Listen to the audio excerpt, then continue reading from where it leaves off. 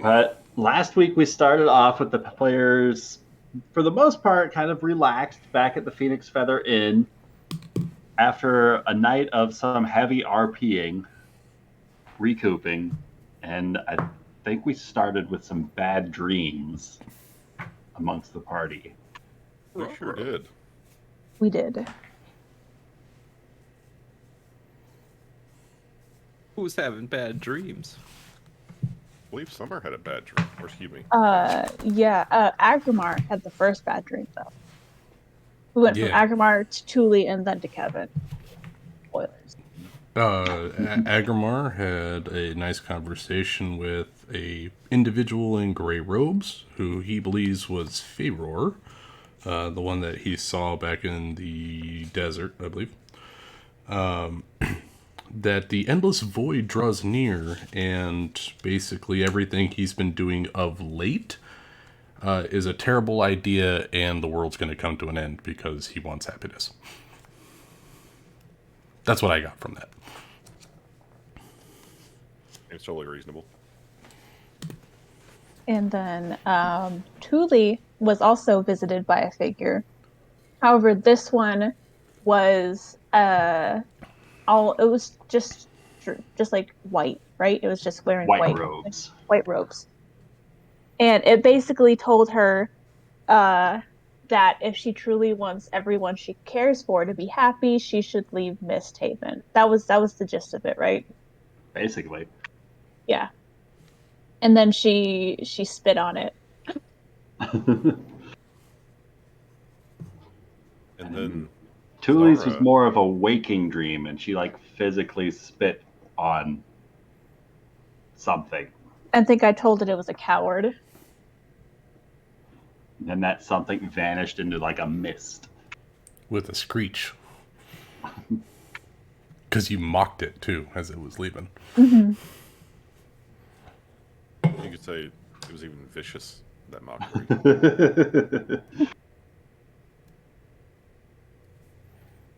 And then Zara also had a bad dream session. And she got so wrapped up in it, I think she actually woke up and saw Verrader. And she saw him in the bed. And she was not happy about that, and nearly stabbed Callum before, he was able to sort of shake her out of it, and she could recognize that there was no one actually there. I forget exactly what Verrader, or pseudo Verrader told her, but she wasn't happy about it. I think, didn't he just generally mock her? Pretty much just stirring her up.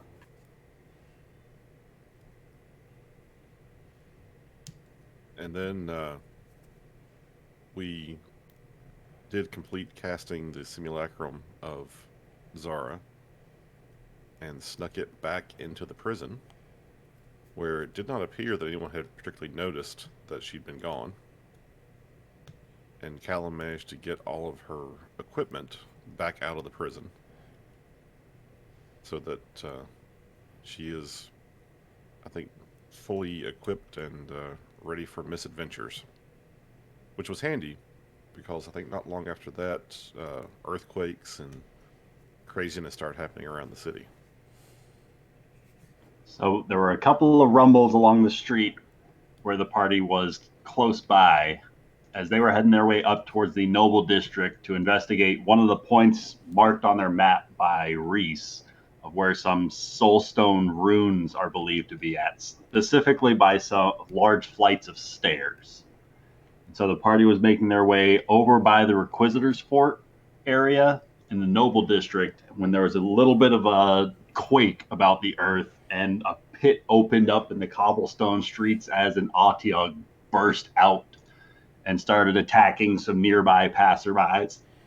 With the party's intervention, they were able to save the people involved and quickly put an end to that monster. Before Kevin, flying up above, spied a couple of Requisitors heading back towards Fort Requisitor and she was starting to pursue them as the rest of the party was pursuing another small quake and disturbance up the street, seeing bodies getting flung over rooftops as another pit had opened up, and there was another Otyog and a couple of other aberrations behind it, some Grick monsters.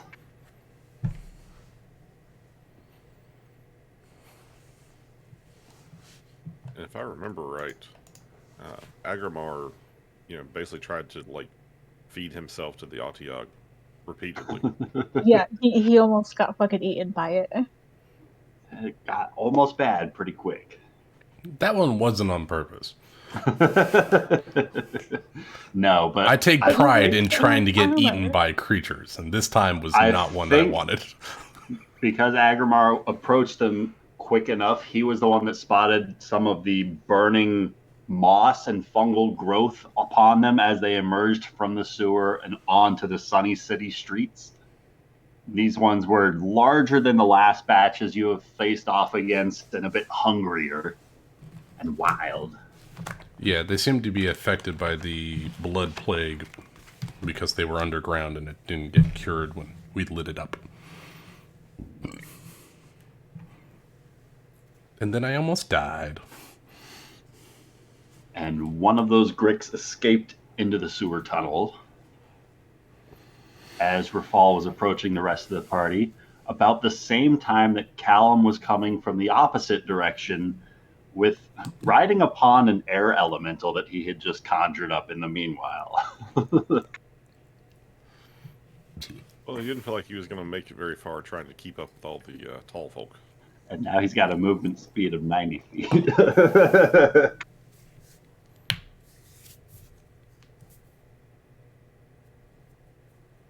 So with things in a little bit of a tizzy after having literally just dealt the killing blow to this Grick that released its grip on Agrimar and fell down into that sewer tunnel with an audible splash into the sewage below, with this odor wafting up into the city streets around you, with some of your party members heavily injured from this encounter on the streets, with a number of passerbys having scattered across the way. People are starting to look through the nearby windows and visibly pointing and taking watch as to what's happened down here. And somewhere in the distance, you can hear the faint shouting for guards.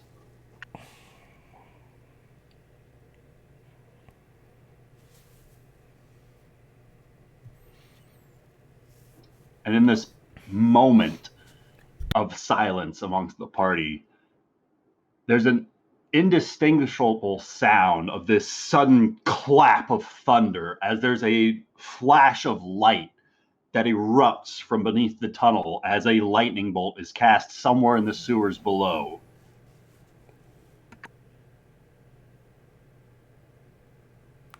I should probably get my armor.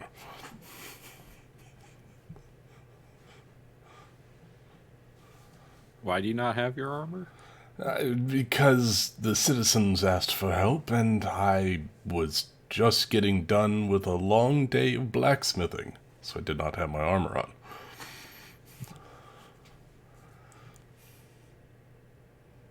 I blame Thule. Oh, yeah. Is that Why what was they're it my calling fault? it these days? Blacksmithing. With Vale. Oh, not with Thule? Oh, okay. She didn't want to participate. It's a love triangle, okay? I believe the words were, I'm going to sit here and look pretty. Yes, that is exactly what she said. Well, if Thule's into that.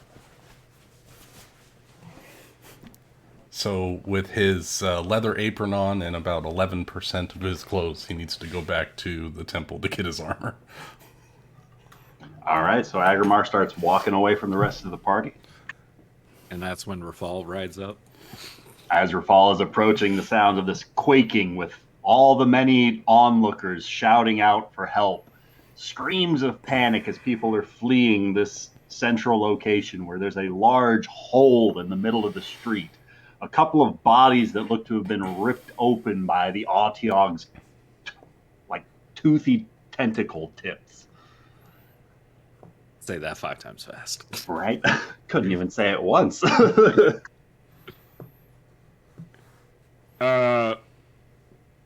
I followed the screams of everybody coming this way. Didn't think I'd find all of you here. What's going on? Oh, wait, hold on. I need to say my catchphrase. I am here. There it is. Glad you showed up, Rafal. Yeah, it appears that the Artiogs are rather manic this afternoon. We've already taken down 2 of them, and now the Gricks are starting to show up. I have a feeling something's stirring in the sewers. We also saw what I think were Requisitors. They were heading back towards their keep. Perhaps they have stirred things up. They either stirred them up or failed to help. Either way, they're wrong. What do you mean? Like, they were here and then they just left? They were flying above, I believe, the first Artiog attack just outside the temple of the Maker, and then they proceeded to leave after we showed up. There's another boom like cannon fire reverberating out from the hole where these things climbed out of as another bolt of lightning echoes through the sewer tunnels down below. What's going on down there? Where's Nari? Oh, that's right, you weren't here. She left. I have her soul. What do you mean she left? I hold up the note that is yet to be written. I think it's some form of magic ink. I can't decipher it. She left us a note, and she's gone. A note and her soul lantern. I got it in the old chest on the back. Okay. So is anyone going to go down there and see what the fuck all the booming's about? I have a theory on what it could be. I can't recall if I mentioned this, but when I talked to our good friend Reese, he did inform me that the people that live in the sewers are like revolting or something. I assume it's your uncle. Yep, that would be a pretty safe assumption. Revolting against who? The surface? Sounds like it. Probably. It sounds like Artiogs are attacking everywhere. I thought he just meant that they were disgusting. You mean they're having some sort of uprising?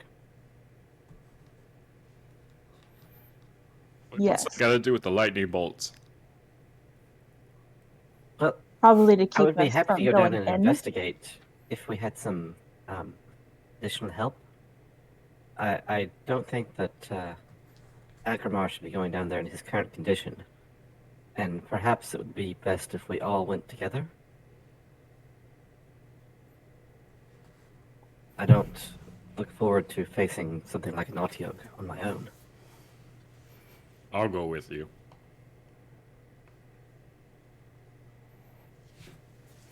That's all the help you'll ever need, Callum. You thought I was halfway decent. Ha!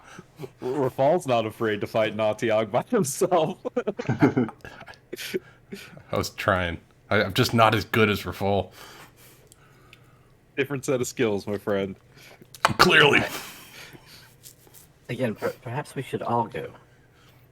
After all, Fall, you have made it pretty clear you don't want us exploring the sewers without you. Is Rafal on Achilles? Probably. Can I catch a lift? Yeah, where in the city are we right now? I'll bring you to the city map. I think we're like, because Thule like dimension doored us like 500 feet closer. Yeah. So near the academy, near the Requisitor's Fort, up in the Nobles District, sort of nearby the Maker's Temple and Castle MistHaven.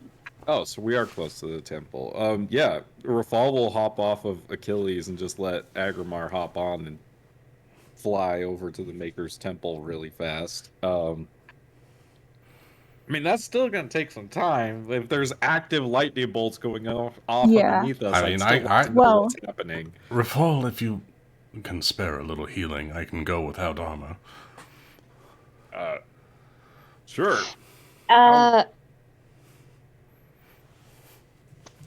Does can do anybody that. have any magical leather armor that might fit this massive frame? Callum's back there, like giving you the don't let him sign. Not a good idea. I thought Reference didn't want Agrimar in the source. He doesn't. Welcome, Rachel. Down there. Hello. Well, Still I setting. can always be like, come in as a reserve unit.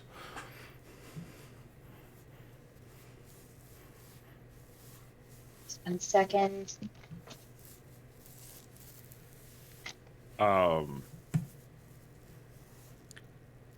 I honestly think that if Nick remembers right, that it was mostly reference was just trying to point out the hypocrisy of the situation with Agrimar killing the rat folk and whatnot.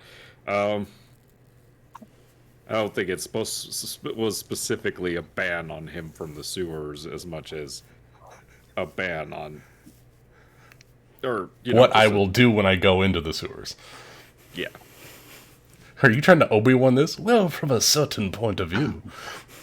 I was about to say, because if I remember correctly, what I was honestly exactly said don't was, "Don't remember. bring your lapdog here," or something like that. Don't bring your guard dog with you.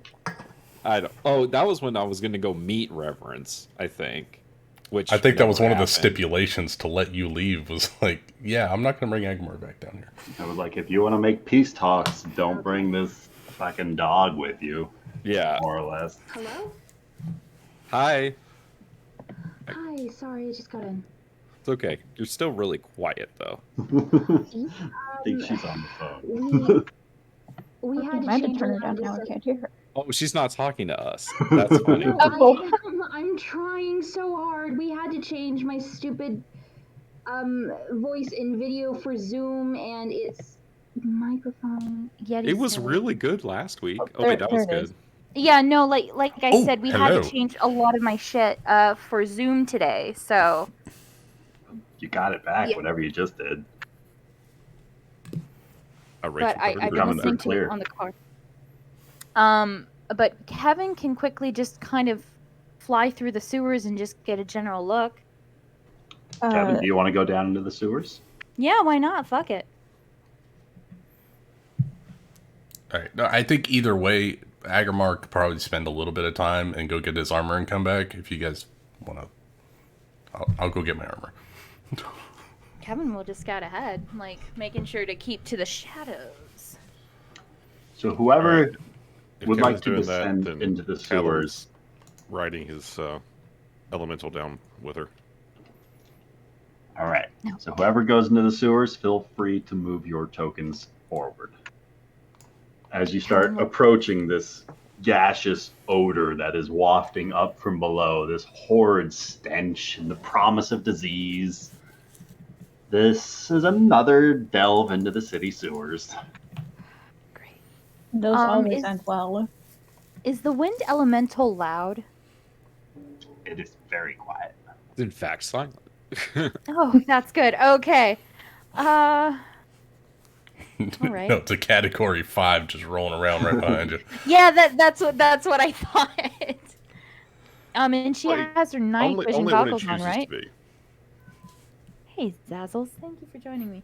It's like can it's Zazzle- like the Titan on Hercules. He's like, I'll blow you away. The goggles of night seeing, is that 120 feet of dark vision? Let me see. Or Let me 60. see. Sorry, trying to open up I everything. think it's 60. Oh, good. I want to say it's 60 as well. It's like normal. It's like the spell Dark Vision. I think, All right. is like how it reads. I think add 60 to your dark vision or something like Yeah, that. so if you If have you a already vision, have If you it, have better. it, that's correct. Gotcha. Thank you. Okay. All right. So Zara, as you peek around the corner of this burrowed hole that makes its way all the way up to the surface, you can start to make out some of the cobbled patterns of stone of the walkway along the wall side nearest to you and the far side, and this tunnel of sewage flowing between the two halves of this tunnel.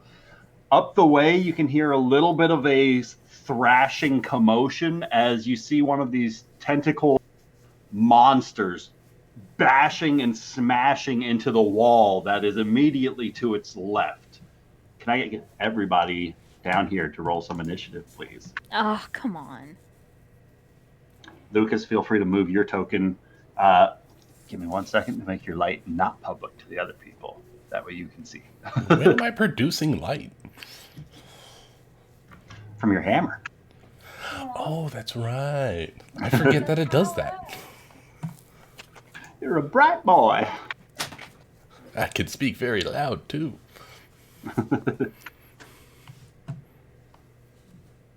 Little sewer atmosphere.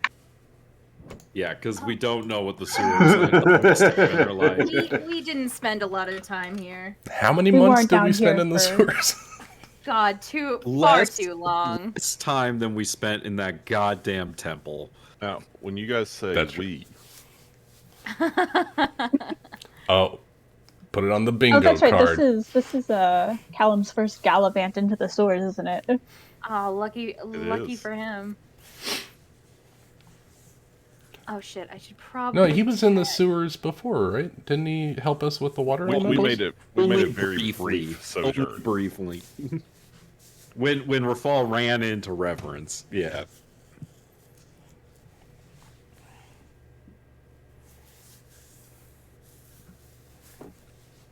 Okay. Oh right. Initiative. Ugh.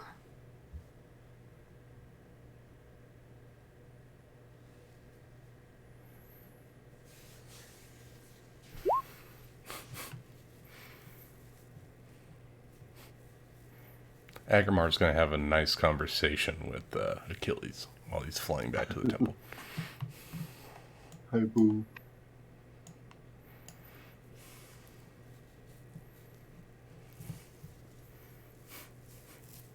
Is Thule the only one going down to the sewers? Thule and Callum? Oh, it didn't roll for me. I'm sorry. I thought it did. What did you get? And Ben, if I could also have you roll for that air elemental. Or did we say it's just going to go on your turn? I think it's just going on my turn. Excellent. I got a 15. Rafal, you going to get in there? You going to get you some?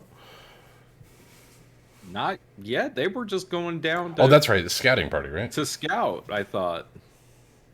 I can still roll, but I haven't jumped down yet, necessarily. Ha-ha! They're scouting. I thought it was implied that we were just all going down. Of Because if we're not going down Yeah. right now, Thule's not going down. I am super ready for when they start screaming. He busts like a commando move and drops in with a zip line. He's like, whoa, whoa. Well, in that case, Rafal, is there anything you'd like to hold?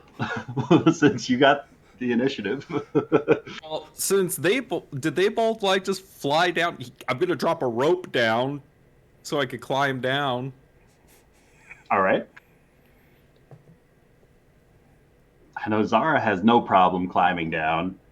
Thule can float down with Callum and the air elemental. I think you might be the only one that has to climb. Like with Yeah. a rope. Uh-huh. Like a normal person. Is there anything like that he could tie it off to? Oh, he'll tie it off to the Atiog's body. That should hold you. Put it on the leg. So as Rafal looses the rope down into this pit of the sewer, you hear the splash of the rope down below. It's probably going to absorb some of that smell from forevermore. Oh, great. Zara, that creature you can see thrashing up against the side of the wall just starts to slurp its way through a small hole, a drain hole, that you might be able to squeeze through, but its large size doesn't seem to be hindered as it starts just slurping its way through like a large slug or a worm as its boneless body just forces its way into that drain hole. And you can hear it continuing to thrash up the water as it's chasing something. Is it chasing something or is it running away from something? You hear it either running away from you or thrashing its way up the tunnel through this hole when you hear another static discharge, another thunderous boom of lightning erupt. And somewhere on the other side of that small hole that it just forced itself into, you see another flash of light go off. You see it right there, as well as a little ways further up, and then a larger source of light, as if there's a larger opening even further down this same corridor. So in 3 places, you see that same bolt of lightning shine into this hallway. And you start to hear this high-pitched voice, muffled through all the stone and splashing and cannon-like booms going off. You hear this, no, no, no, no, no, no, no, no. And with that, Callum is up. Him. Okay. The potion maker? It's the potion guy. So, I thought you guys murdered him in cold blood. No. that was No, the this is a dog. different potion guy. Oh, okay. This is the one Aggramar uh, got in trouble for leaving the party. Since Callum has to maintain concentration on this air elemental, or it'll like turn on us, he's just going to send the air elemental forward. All right. You should be able to move the air elemental's token. I don't know how that'll work with sight, though. But feel free to Basically, move he's just- Callum so you can see if that helps. Yeah. So, the air elemental, I basically tell it go look for, like, aggressive creatures. All right. And it will protect itself if anything attacks it. And if Zara starts attacking something, Callum will be like following behind, but at a little bit of a safer distance. All right. So So feel free to move it forward in the tunnel up to its 90 feet of hovering movement.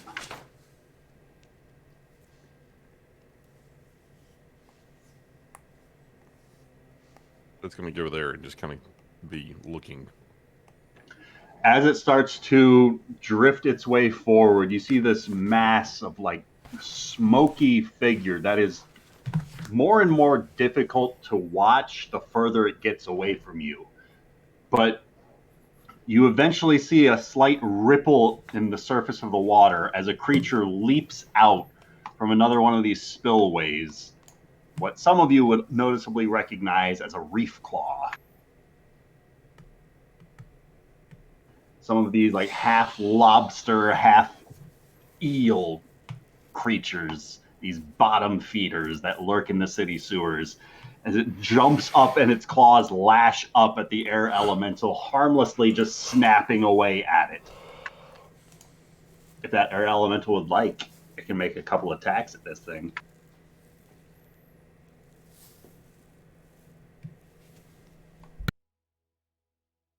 Otherwise, Zara is up.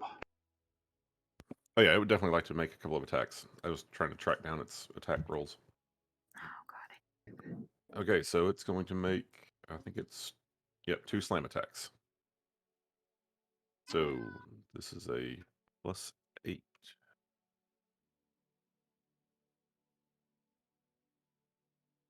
And a 15.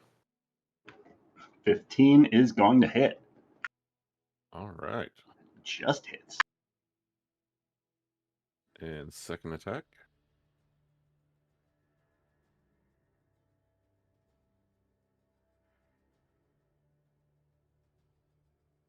That's a miss. So first hit slams this thing back into the corner of the stone against the spillway. It causes a large crack in the top of its lobster-like carapace. The second blow, as it rears back for a second swipe at it, it drifts through the water in a way that was a bit unexpectedly to avoid the full force of the second slam attack. With that, Zara is up. Okay. Seeing the reef claw, I mean, this thing looks like it's got everything handled. So around 30 feet or with 60 feet of flying speed, she'll end right here at first. And train her crossbow at the reef claw and shoot at it. All right.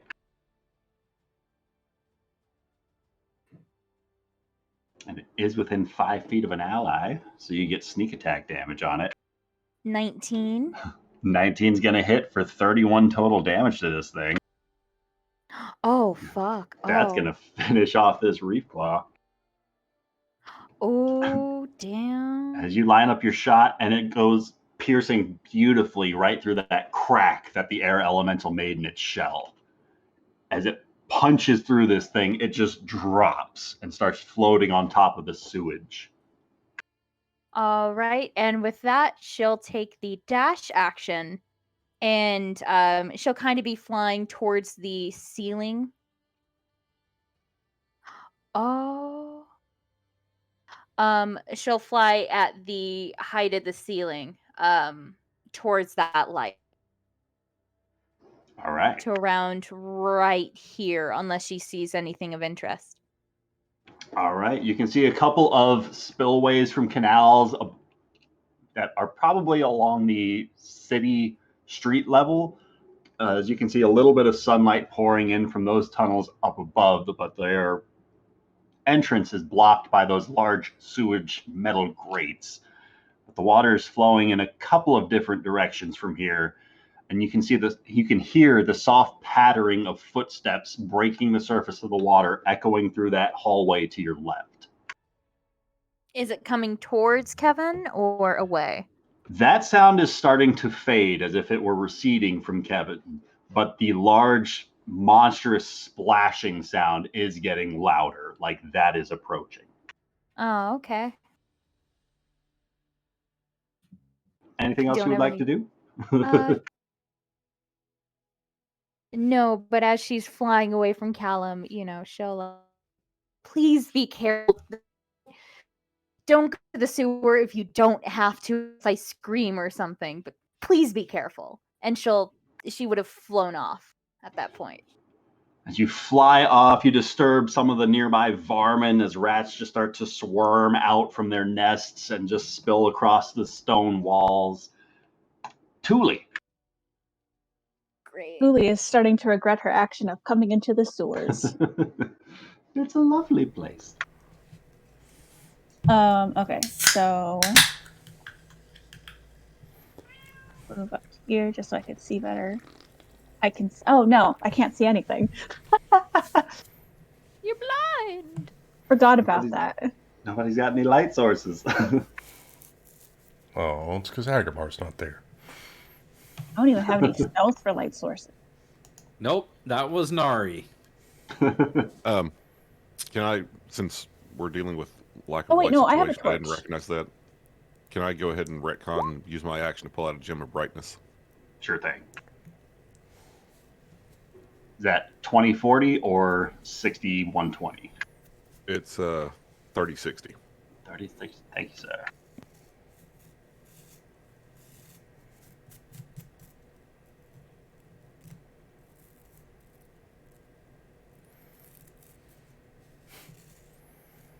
Okay.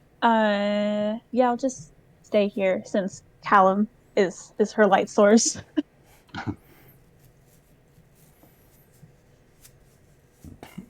And which direction was the light coming from? Up here? Kevin seems to be chasing further up the tunnel, but it came from a small little drain hole there, a small little drain hole there, as well as light flashed through the larger grate up ahead. Okay.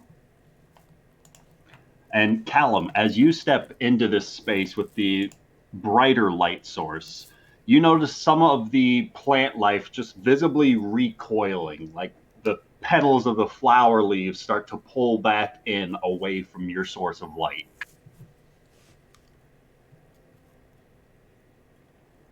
Interesting. whole place deserves to be torched. Ugh. Anything else you would like to do, Thule? Still got an action available to you. I do. Not a lot of useful spells to use that for currently, though.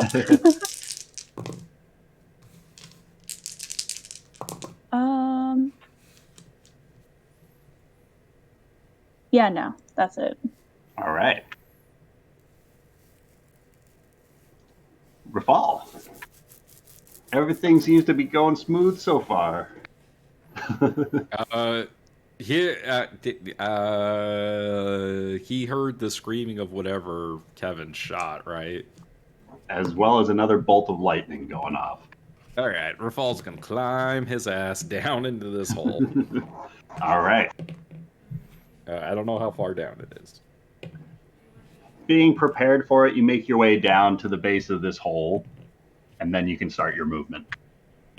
All right. Well, 5, 10. Agrimar, what are you doing down here? Just looking. It's a divination spell. Arcane Eye. Arcane Eye. So I cast clairvoyance. we'll wander in and just kind of crouch down and pull out Crownfall and say, so what's the situation?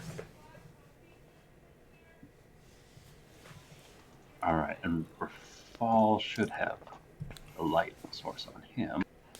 I should. Zara went that way. Right? You have, yes, you do. You have continual flame on your shield. I do?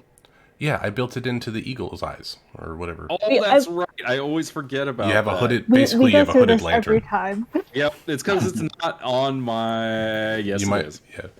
Totally It's right is there, on isn't it? the item. Totally is on the item. Yep. Right there. Yup. Just Ryan, just let me know when I make it to the Right on temple, there. because I got some healing I gotta do on myself. Feel free to take care of your healing. Okay, sweet. Agrimar. I get Assume you collect your gear too. yeah, I get an additional 6 hit points, so I get to heal whatever I roll d8 plus 12 for each first level healing spell. Rafal's gonna stay with Callum and Thule because he knows better than to leave them alone.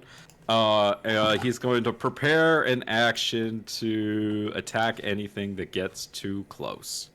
All right.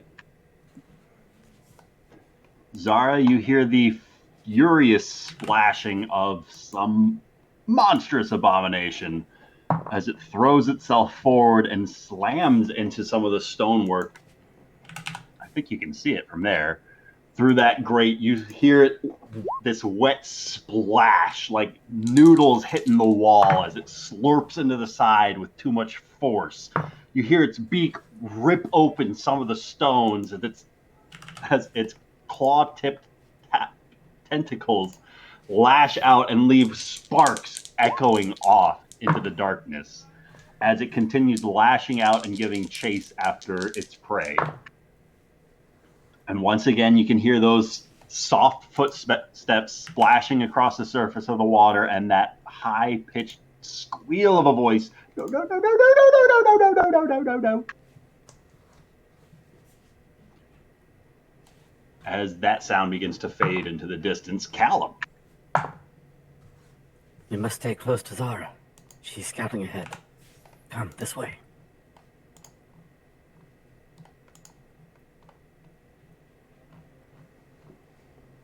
And Callum's going to start moving in the direction Zara went and make sure the air elemental is going ahead of him.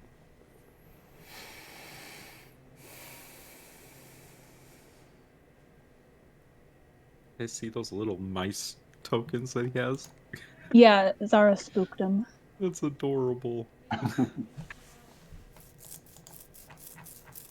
As long as they're not the weird brain ones. The air elemental gets to about there as the water surface breaks and another reef claw lashes out at it.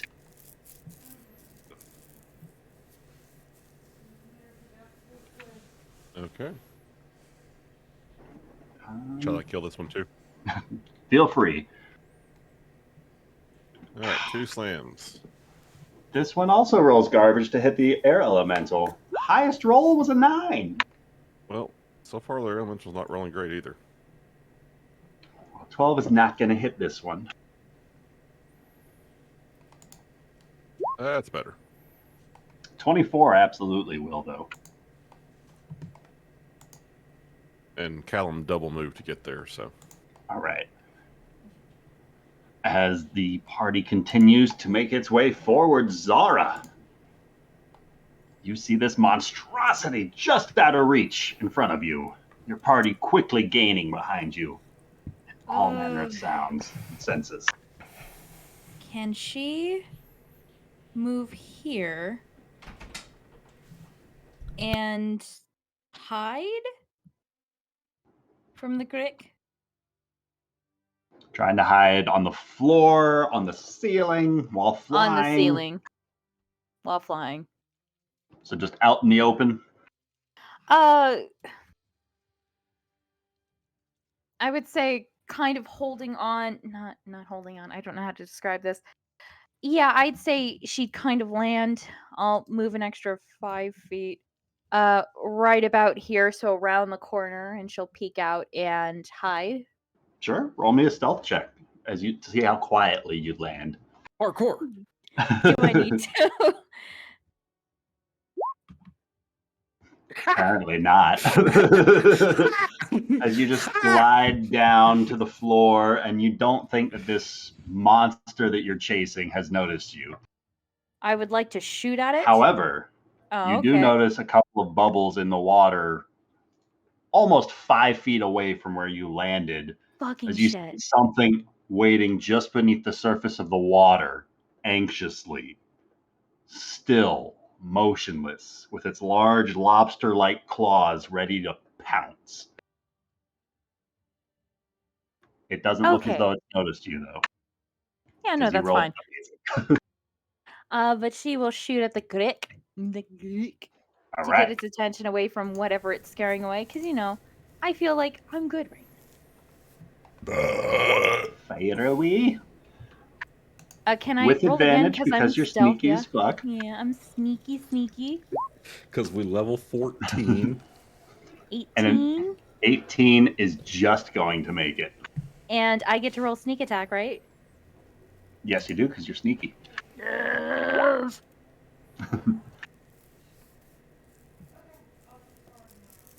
All right, that is what? 38 damage. Checks out. As you loose this bolt, it fires through those bars of metal and just punches into the side of this thing, and it lets out a horrendous screech that just reverberates off the back of your eardrum in a very unsettling way. Okay, I don't know how much I moved, but I would like to take flight again and Okay. move to here. I'll say 25 feet.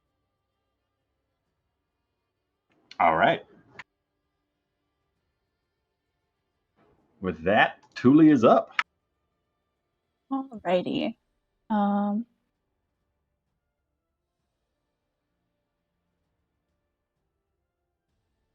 Okay, I'm gonna move my full 30. And then this reef claw is still alive, yes? Just barely, but yes. Just barely. And do anything to As Thule starts wading her way through the raw sewage. Oh, you know what? I meant to get up on the thing. Hold on. 30 movement of feet gets her there, if she wants to. All right. There's no way she's walking into the sewage more than she absolutely has to. Well, if it makes her feel better, that wasn't mud. Ugh. Okay, yeah. I'm gonna use Vicious Mockery on the reef claw. All right. Because that way I don't have to waste a spell slot. So yeah, I'm gonna viciously mock it. I don't know what I'm gonna say about it that could affect it, but Insult its mother. That his mother was a hamster and his father smelled of elderberries. And this is the one that it doesn't have to understand the language, right? yeah. It doesn't All right. have to understand. Because it's an enchantment. Wisdom save was a 6, so he's taken all of that damage.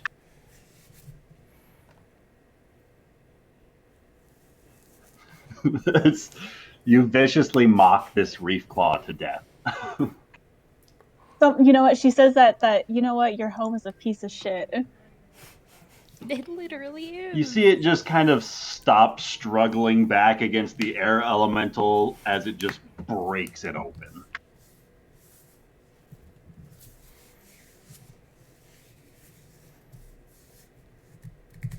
And with that, Rafal is up.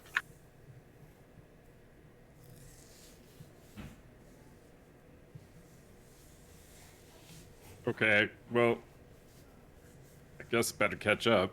Rafal's going to move. I gotta remember that his movement speed is 40. Oh, and just for the record, Thule, if we wanted to move 5 more feet, you could because of my aura of alacrity. Everyone that starts their turn within 5 feet or 10 feet of Rafal have their walking speed increased by 5 feet. Nice. So that's something I need to remember because it doesn't come up very often. But I feel like in this instance it might.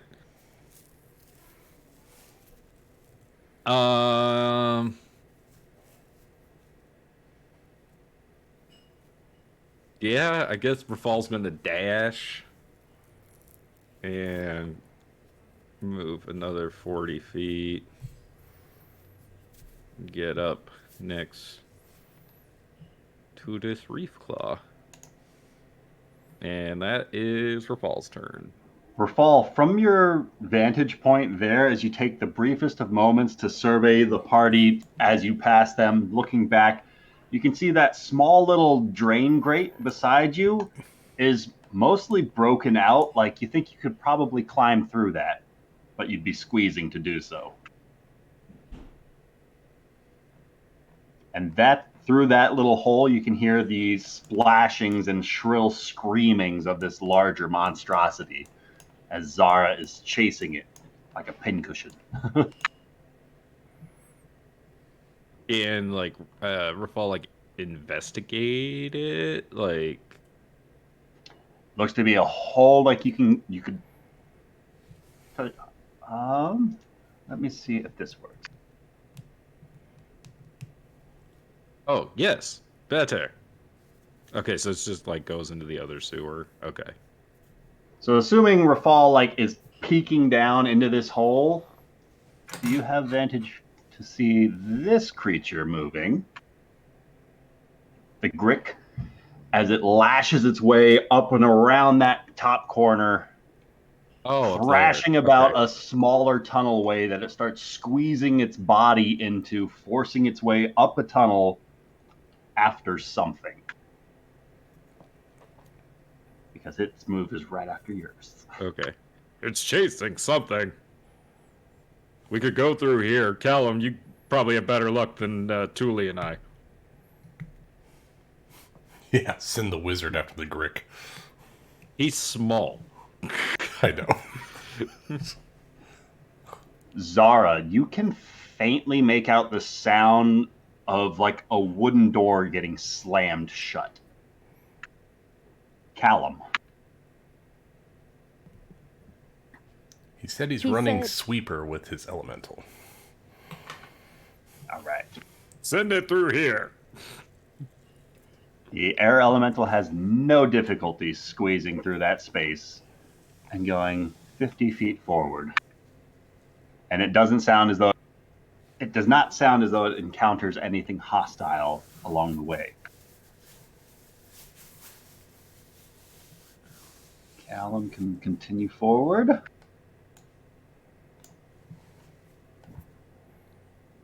And when he comes back, he can choose to follow Zara or go through the hole if he wants to action dash. But with that, Zara is up. Did I hear the wooden door around this bend? Yes, you did. Yeah, I guess Kevin's going to go first 30 feet. Oh. Just move that first 10 feet. Oh, I don't like that. Okay. Uh-oh. All Because right. of your ridiculous perception, and because what you've already spotted, you can see a couple of these creatures waiting beneath these temporary footpaths in the shadows, beneath where these inlets of water are flowing, causing ripples across the surface to normally provide a better disguise for them, to help better churn the waters that they're hiding inside of. But you are keenly aware of these silhouettes just beneath the surface of the water, as well as a couple of bioluminescent fungal growths across this far wall. Oop, wrong layer. This far wall. Oh, great. She'll yell back, stay to the left, stay silent. Reef claws are to your right. And she'll continue to fly another 50 feet. Oh, I don't like that. That looks bad. All right. Oh, I don't know how much I moved. Was that 40? Where was I? That was 40. That was your full 50. Or that was 50. 50, so I can move an extra 10 feet. Do I hear anything at this point? At this point, you can hear the sounds of a large creature squishing its way and slurping as if it's forcing its way through a small tunnel, and that is coming from ahead of you. I would like to hide as my Bonus bonus action. action, and I would like to hold my action. All right. Callum, you are absolutely free to climb through this small little drain hole that Rafal pointed out. Your air elemental is swooping through there currently and didn't encounter anything hostile. However, Zara was making her way northward through the tunnel, so we weren't sure which way you wanted to go, but you still have an action available to you. If you'd like to dash, you can keep going. Okay, so the air elemental is going the other direction. The air elemental went through the small hole. Okay, then I guess At I will go Rafal's through there request. just to check. All right.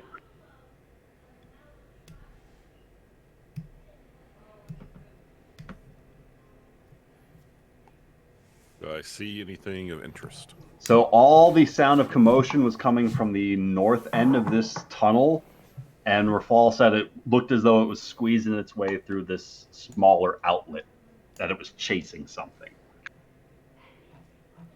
Okay, so Zara didn't go up here. She went over here. Zara did go that first ping way. Okay. Then with Callum not seeing anything that seems of immediate interest, he's going to go back. And he's going to have the air elemental like come back out to the main thing and go after Zara. All right. On next turn, obviously. All right. Thule. Thule is just going to use her full movement and then her action to dash to actually catch up with these guys. All right. And then that's it. That Rafal is up. It doesn't look like there's anything of interest in there. Need to go after Zara. Right. Well, it's going to move 20, 40 feet. And Rafal through that larger grate, you can see the stones all across this corner have just been torn to shreds. Several of them have just been bitten open, and there are clawed tooth marks in about half of them. You saw it leave a lot of those markings behind as it was scrambling its way around the corner and forcing itself through that smaller hole. And so is this grate open? That is closed. That's closed. So metal bars, but you can see through that a bit more easily. And we know Kevin Zara went around the corner here. Yes. Well, I guess I'm just gonna keep chasing her. So we use my action to dash. Ryan, your maps are so pretty. I don't know how you do this. That's And he pays for it. That's what he does. Wow. He uses his money. That's the end of my turn. All right. I respect it, but I just, it makes me feel inferior. It's working. I hand drew half of my maps. Zara, you hear that creature slam against this wall, and you feel the vibrations as a couple of the bricks buckle outwards from where they were placed. You see it start to squeeze its way through this hole, giving you an opportune advantage, as you would technically have advantage on a shot made against it while it's trying to squeeze its way out through this hole. Wait, do I have If you want triple to take advantage? a shot, you get advantage. Aww. Do I have triple advantage? I would Not like an elf. it. I want Who do you it. think you are, Iskari? Would you like to 20. take your shot? Oh yeah, I already did 29. 29's gonna hit. Gonna roll that sneak attack DiMaggio. Of course I'm gonna roll that sneak attack damage. Of course, what I look Please like. tell me that's going to be your character's accent for the university game. Honey, the reason why I called my character Kieran Singh is because that's a character I play as a witness. She's Zara. my favorite goddamn character. As you loose this bolt across the sewage tunnels, it has exactly the amount of damage from this shot. If you'd like to explain how Zara finishes off this Grick. I would imagine like it slithers out and it just sort of hears like a silent thing through the sewers, so it looks in its direction. Then as it's looking, and it opens its mouth to scream or something, an arrow just like right into its mouth, and it just collapses. The arrow just pins it there in place against the floor, stuck forever in that hole. Yep. With that, the Grick is dead. Oh, wait. Oh, yep. I forgot that was my held action. I'm sorry. All good. Callum, you are up.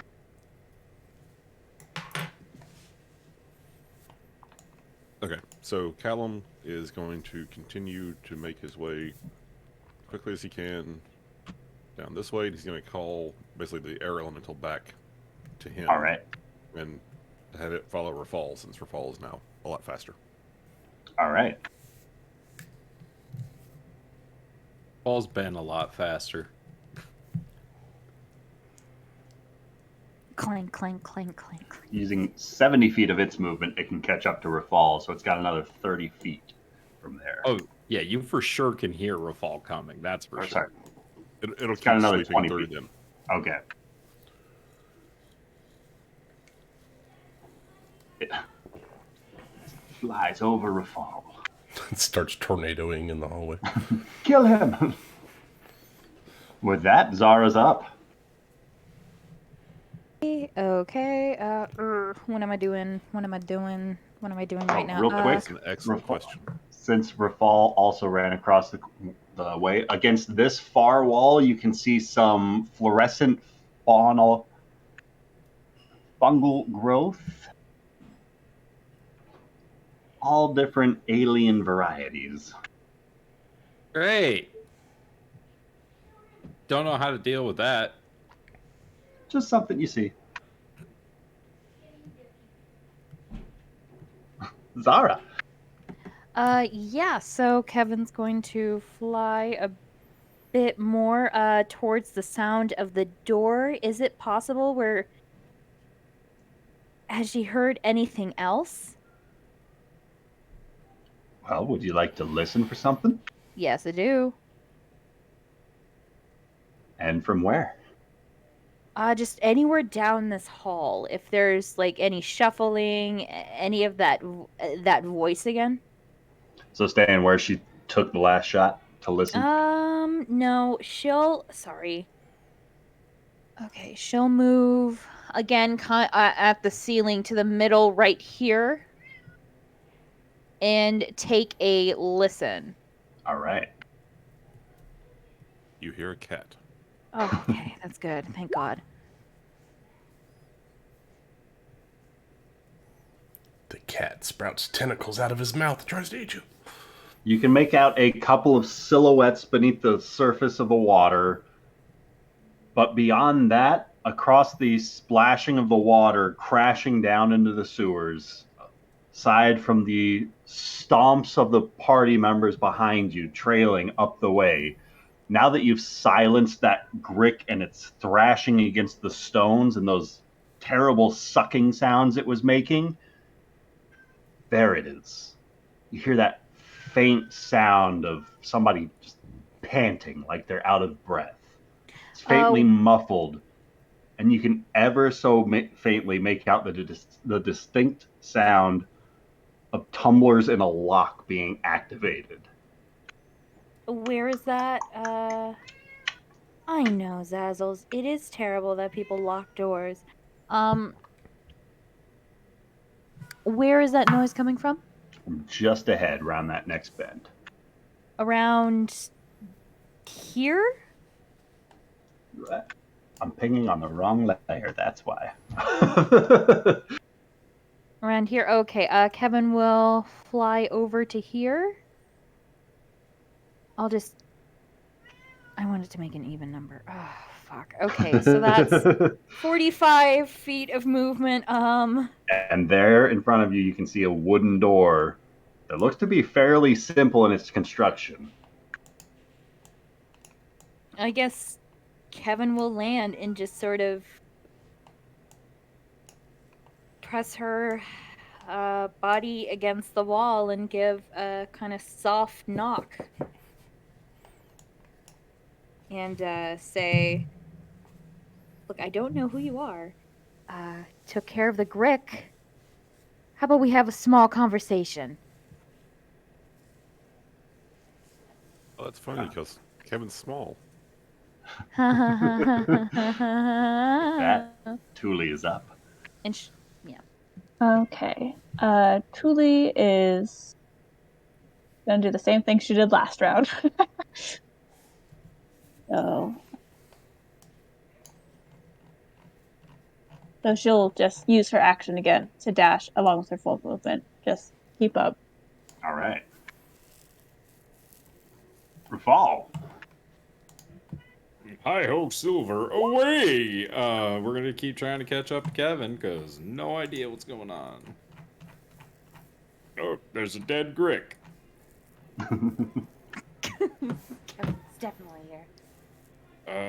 But I don't see Kevin. So I just use my action to dash, and... Oh, Kevin! What's going on? I don't know. I think the person who was casting lightning was here. I was hoping to, if it was like hostile, I was planning to get the jump on him, but okay. Oh, be quiet. He'll take a step back around the corner and not point his light right at that door. Clink, clink. It's a bit too late for that. Rafal, as you step back around the way, you hear a soft shuffling across the other side, and this high-pitched voice across the other, coming through the door, doesn't speak back in common, but in a sort of broken dwarvish dialect. You hear, "Who's out there?" What? I speak Dwarvish. That's why you can understand it. Kevin would respond, what? What? Kevin, you hear, "Maktos duya pasaba." What? Rafal will respond, we're here to help. In Dwarvish. What? Help? Who? Was that in common? That was also in Dwarvish. Oh, okay. Well, we saw the monster chasing you and thought you needed help. Help? Migrum? Ah, Migram! Did Rafal never met this dude, right? Nope. Yeah. We're gonna do an intelligence check to see if... Because Agrimark told us his name, right? Yeah. I'm gonna say he doesn't remember. It's been a little bit.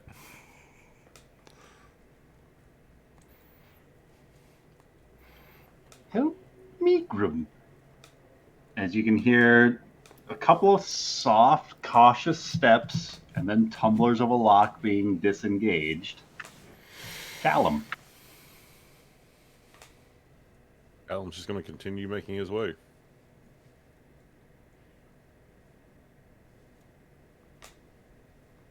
And same thing with the air elemental.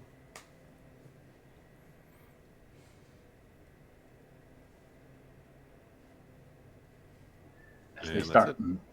as the two of them start making their way round, the wooden door flows open. I just deleted his handout. 1 second. Yeah, when you got rid of him, you really got rid of him. Yeah, damn. He ceases to exist in front of your eyes. As a small, lithe, gray-skinned figure with a large gnarled staff with some neon fluorescent fungal growths up at the tip of it, providing a faint aura of light.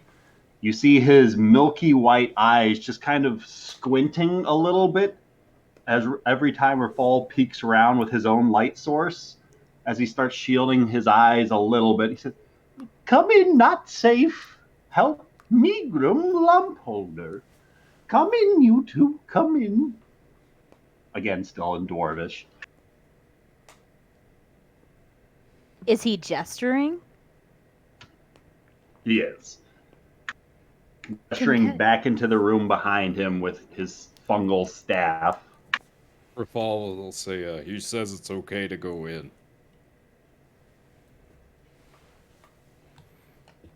Where's Callum and I guess Truly? Yeah, they're on their way. Coming up right behind you, judging by that air elemental on your tail. You go in first. I'm going to make sure Callum gets in safe, and she'll fly back to hopefully meet Callum. There he is. And I don't know. Just make sure he's safe getting there. He looks very much alive. Oh, thank God. Something in the person isn't. And, she'll move with Callum to make sure he's okay. All right, Thule. You can faintly make out the sounds of your party's voices echoing through that tunnel. A little bit muffled, but it's them. Sounds just about as loud as it's coming from around the larger tunnel.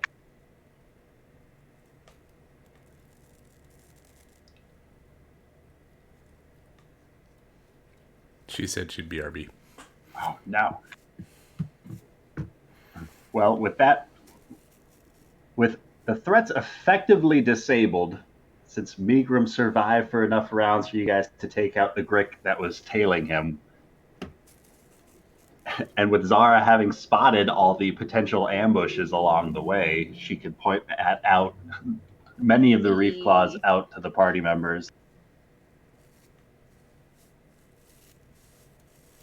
As they continue along their approaches, where to avoid stepping and what to step over. We're effectively out of combat. As Megrim offers the door, or offers the room behind him to Rafal after Zara flies off.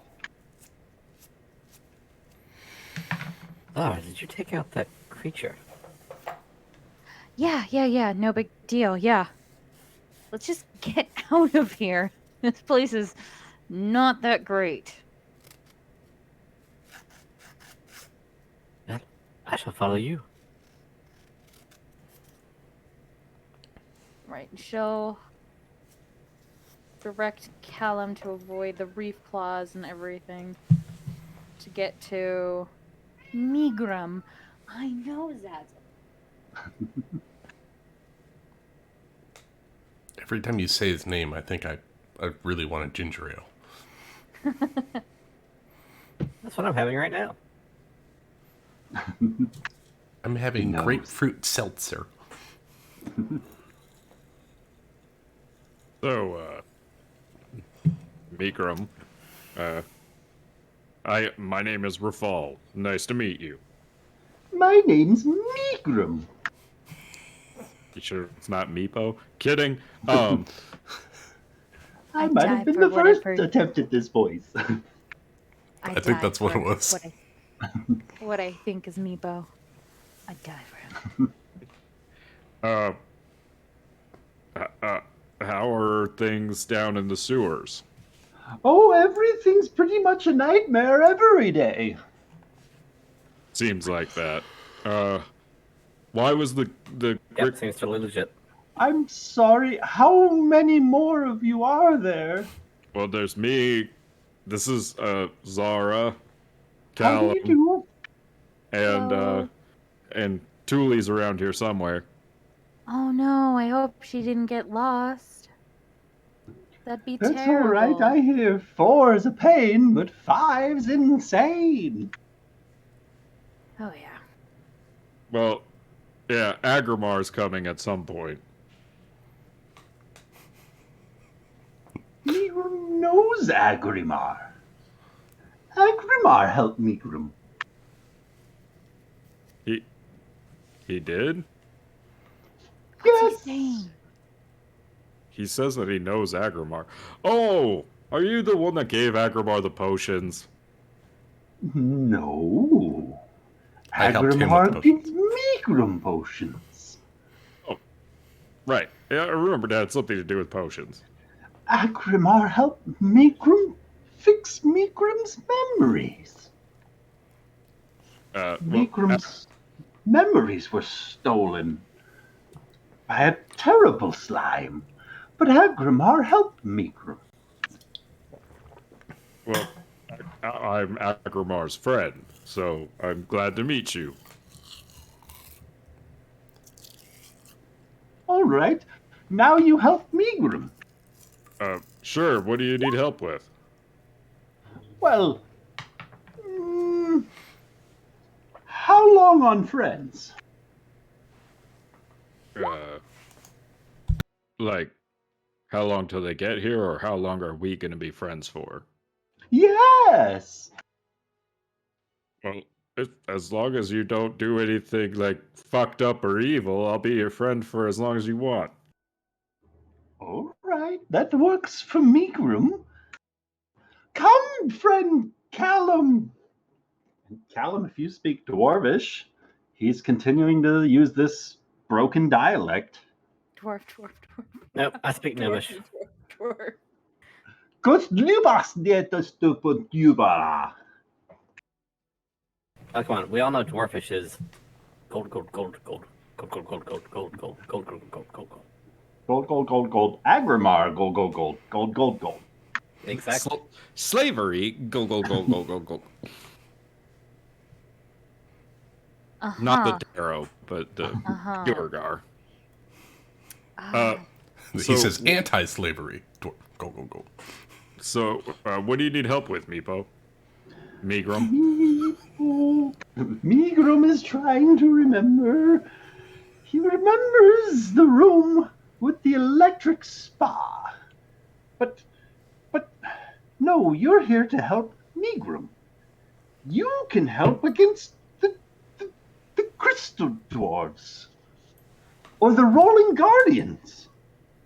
You could fix the gate stones for Migrum.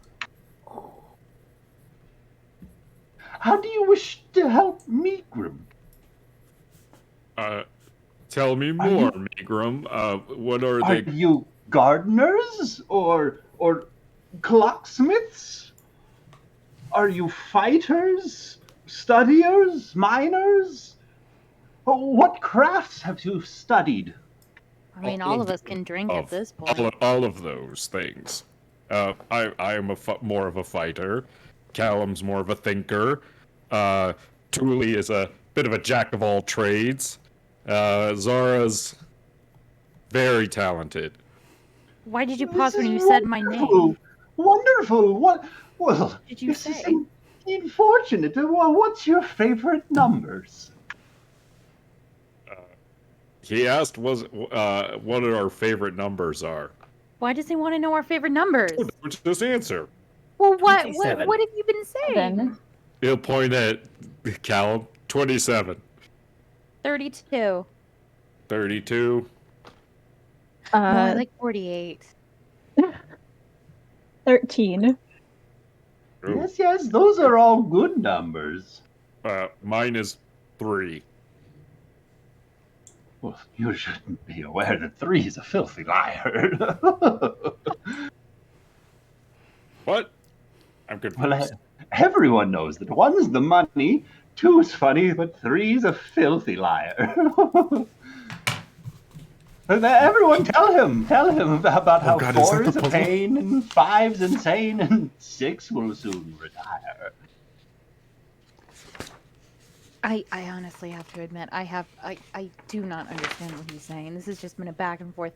Why did he say our favorite numbers again? I think it had something to do with what Agrimar helped him to do last time, but I can't remember what that was. Oh, okay. Can you ask him like why He- that he brick was did attacking mention- him? Well, really quick, he mentioned something about the gate stones, Yes? and what was the other thing he mentioned? Rolling Guardian and Crystal Dwarves. Oh, yes, and these the Crystal Dwarves and Rolling Guardians. And Do the we know- lightning spa.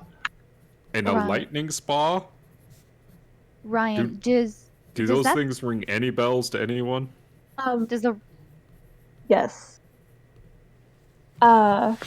Reese showed me, Nari, and Callum, or described. I'm trying to find. I think he gave you the parchment. Wait, you've With- been working with Reese. Kincaid. Where do you think? Where do you think we got the bounty from? I thought you guys said you got it from a board. Yeah, the bounty board in the Baylor's So we were retreat. killing people for Boyle? Oh yeah, meant to talk to you about that. Rafal just puts his head in his hands. You didn't ask, and so we didn't tell. Also, Oh, no. Should've I asked. have absolutely no light. I don't know where to move to, Lee. I'm sorry, Megrim doesn't understand whatever nonsense you are speaking. Sorry, Megrim. I was. My friends don't understand your language, and so I was interpreting for them. But she'll. Just- Sorry. Does the rolling automaton sound familiar to what Kevin found in Lord Jaeger's retreat? From whose descriptions? I think some of the papers. I remember. I think I saw something about automatons. I think I could just be wrong. The drawings you found are different than the drawings that Thule is bringing up right now. I'm trying to see if I made you a handout for that or if I just sent it on Discord to you. I think you sent it on Discord. Okay. But this appears Yeah. to be something of a similar vein, but different. Like more advanced, less clunky. A lot more like clockworky and less magic or arcane. Oh, okay. Okay. Megrim, what are the gate stones? Oh, they're all broken. Well, lots are broken. Most are broken. Not all of them. Sorry. What are they? They get you from one gate to the other gate. Can I do like a Doors. history check to know what he's talking about? Sure.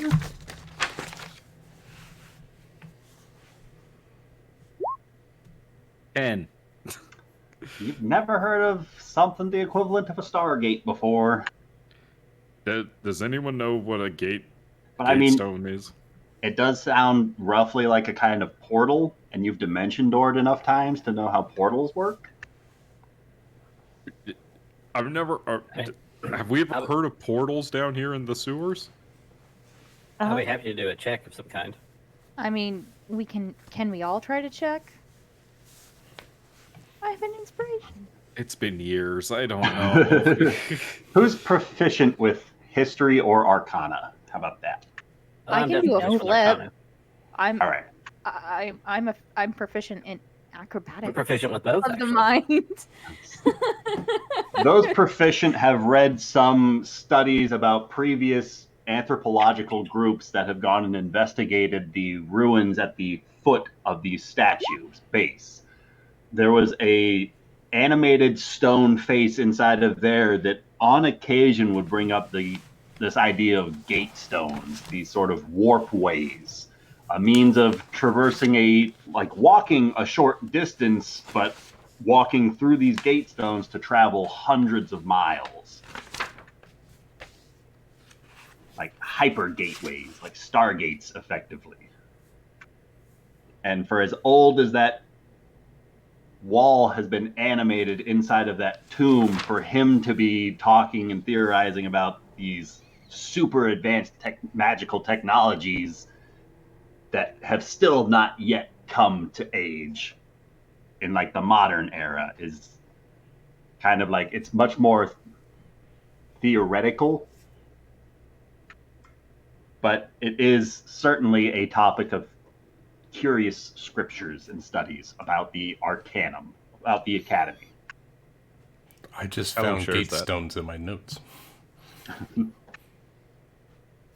And I believe you guys got mention of gate stones as early back at the Seraph Manor inside of the Shield Guardian's tomb. That would be why I don't remember. Yeah, There it was was a 3 years ago, Nick. obsidian glass wall that somebody was investigating. Yeah. Had- The dwarves of Valyria behind the obsidian wall. Yes. Gate stones. Got it back You guys in really didn't keep up with your side quest, did you? March of 19 is what I've got written down for that note. Oh God, remember March of 2019? Remember that? yeah. That was Yeah. Okay, a so then different time. we all know that Lucas also wrote the very next sentence, which is the most important vital information. So I'll let him share it with everyone. Kronos is the world serpent. That was my next note. But yeah, effectively, like teleportation portal technology, hundreds, if not thousands of years before it became a thing, was referred to as gate stones. Like kind of like a Stonehenge sort of mythology behind it.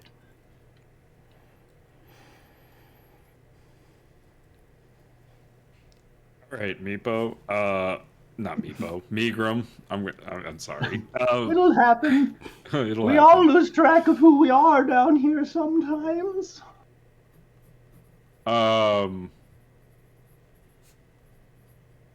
Can you lead us to the gate, to one of these gate stones? Are you ready for a big fight?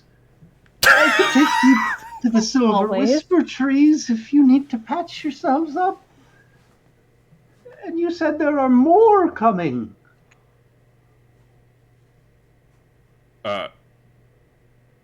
You're saying we should wait for Agrimar? Okay. Oh, Meepo likes Agrimar. Agrimar Yes. helped Megrim. Megrim would like to help Agrimar. Agrimar was definitely sad. Okay. What was that, 48? Did you just call me What did 40? she say? She is trying to figure out what you were saying. So let me tell them 1 second. Tell her I was trying to say what she's saying. He wants to know what you're saying. But What did you tell her? I didn't tell. Hold on. Just give me 1 moment.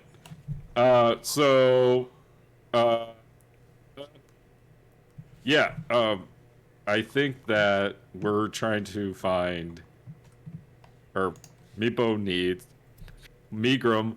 needs help with getting rid of the rolling golems and fixing the gate stones, as he said. But he said that if we wanted to go check out one of the gate stones, that we better be ready for a big fight. So we should wait for Agrimar.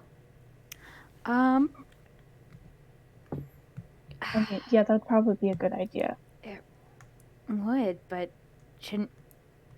How is everyone looking so far? I mean, I'm not into magic or anything, but how's everyone feeling in their gut about this magic?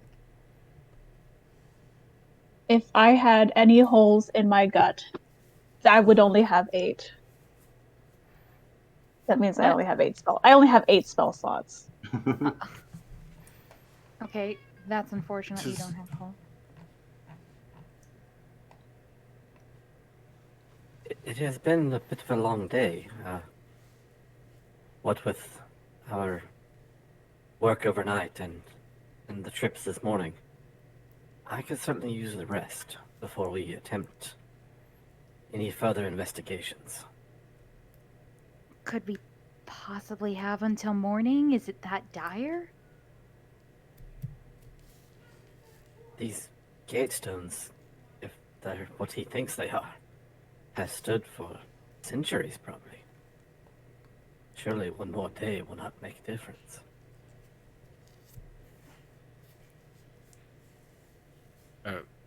Sure. How beat up did you guys get fighting that Atiog? Agrimar almost died. Yeah. He almost got eaten. Mm-hmm. Not to mention, my wings are about to give out anyway, so we're going to lose the advantage of the air We're going to lose the advantage of the air. We're in the sewers. What advantages could air have? Oh, I don't know. Was I attacked by a wreath claw when I got here? No. Well, yeah, they live down here. Yeah, they live down here, and I'm able to go close to the ceiling to avoid them.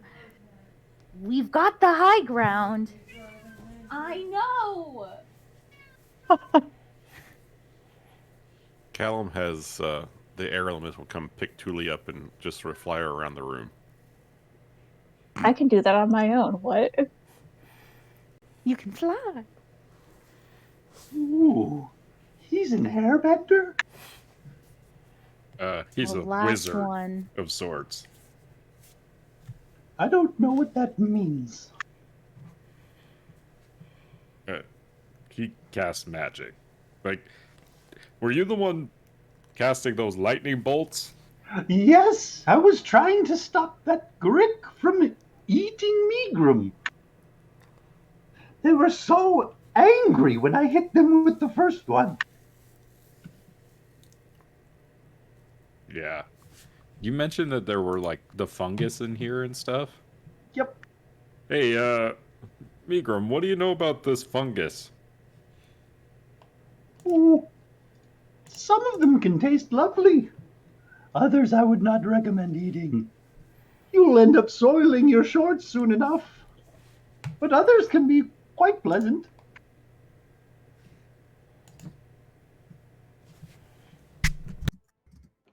It started growing here about the same time that they closed the surface.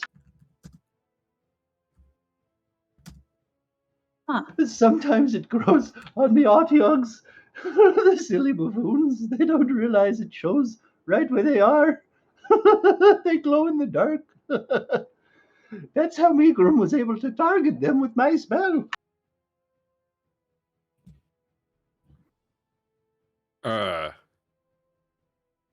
Did we actually?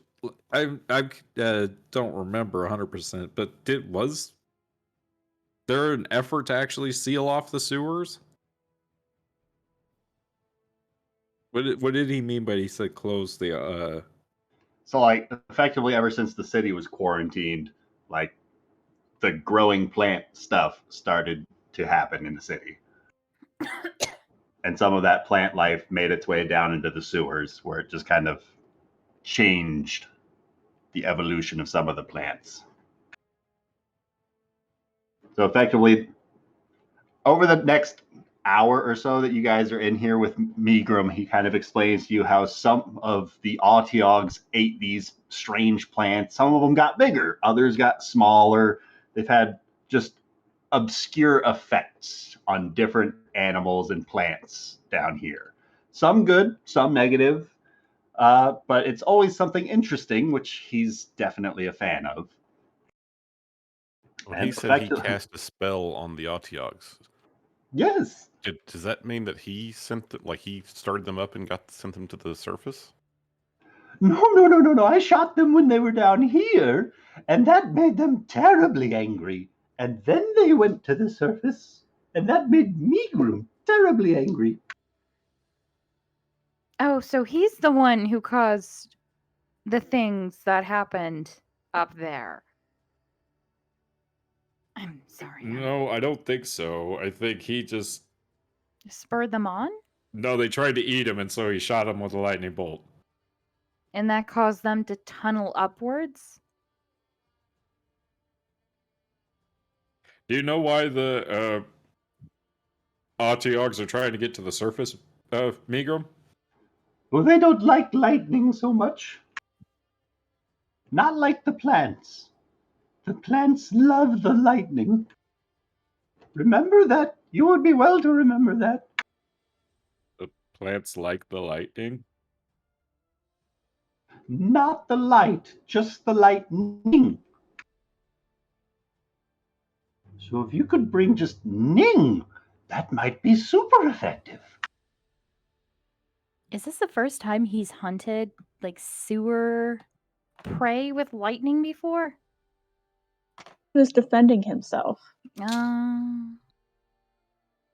There, have we fought a shambling mound? I think we have, Yes. right? Yes. Okay. I believe we've encountered plants of that nature that seem to absorb lightning, so I kind of know what you're talking about.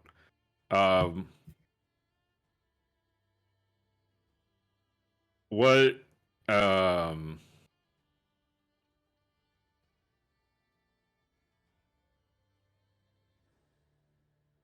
Well, are you hurt? Does your friend need help?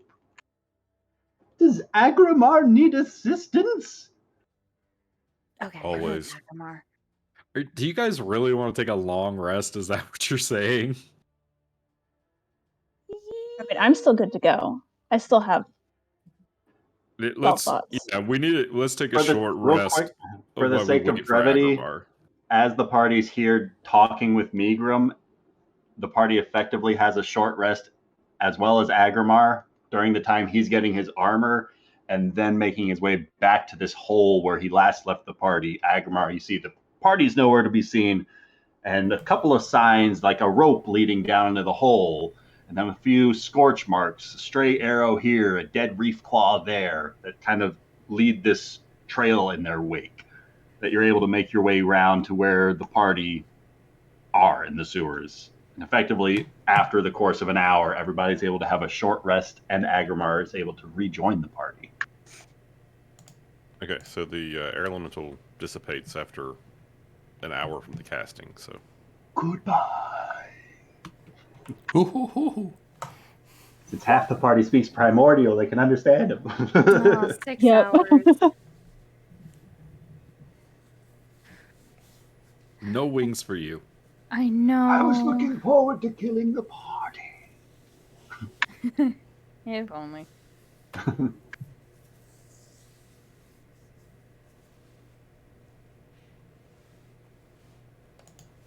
So how big are these automatons? You know, in Skyrim, What's she asking? She was asking how big the rolling Oh. robots are. I have a scroll with the picture. I was trying to get to that earlier to make sure that the scroll that Reese gave to Tuli and Nari left that, so to Tuli. Yeah. And like show it because I assume it has the picture on it. Oh, okay. Who's this Nari you guys keep talking about? Dream, I guess. I don't know. But yeah, she just wants to confirm that the rolling golem that's on the picture is what Migrum is talking about. Are you talking about this, Migrum? Well, she was asking how big they are. Migrum wasn't talking about this. This isn't Migrum's drawing at all. Yeah.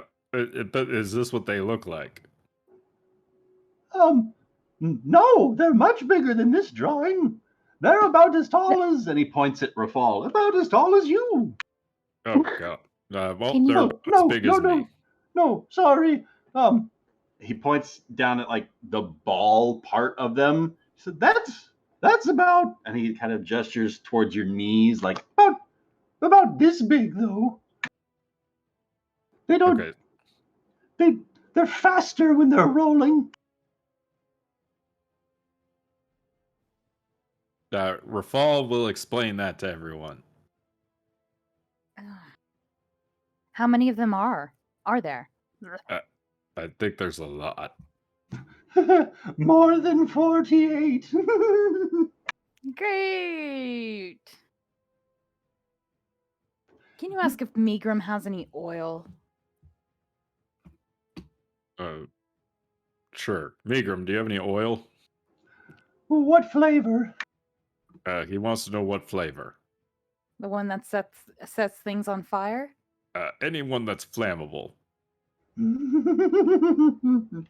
Yes. as he reaches kind of under his robes and produces what looks to be like a bone flask. Like it's probably the venomous sac of some sort of an insect housed inside of the skull of a large rat that he produces and is offering out towards Zara. Okay. Is this oil? He said it's flammable. All right. Okay. That's good. Megrim help friends, see?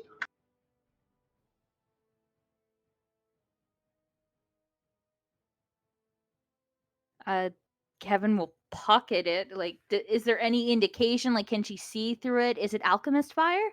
So it's something inside of a creature's like bladder. If you'd like to untie it to check it out, you are more than welcome to. Does it seem like a dangerous idea to do? It seems like once it's opened up, it's probably best to be used then. Yeah, she'll keep it to herself. Because it's going to be difficult to retie a bladder shut. Oh. We'll just see how it goes. But it could also be thrown, and because it's housed inside of this skull, the skull could rip open that container to be used like a splash grenade. Okay. So it's probably oil. Probably. It's flammable. Nothing special about it. Okay. All right. Small chance it's a poop grenade, All right. but it's flammable. Okay. Heard about those flammable poop grenades. Oh, God.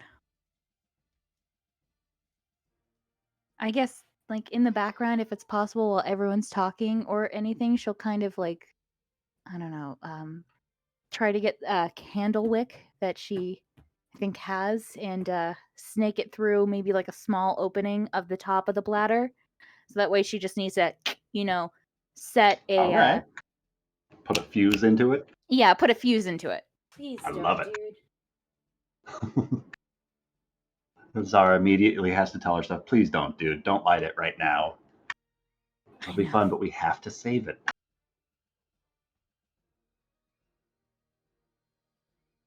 And eventually Agrimar shows up, right? Yes. Please, I what think the he's still fuck got is wrong with you, dude? a couple more minutes. IRL. But if there are any other questions for Megrim,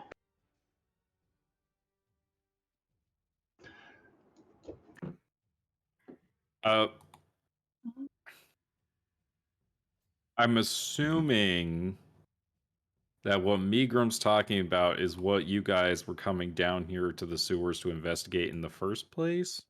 It sounds like it.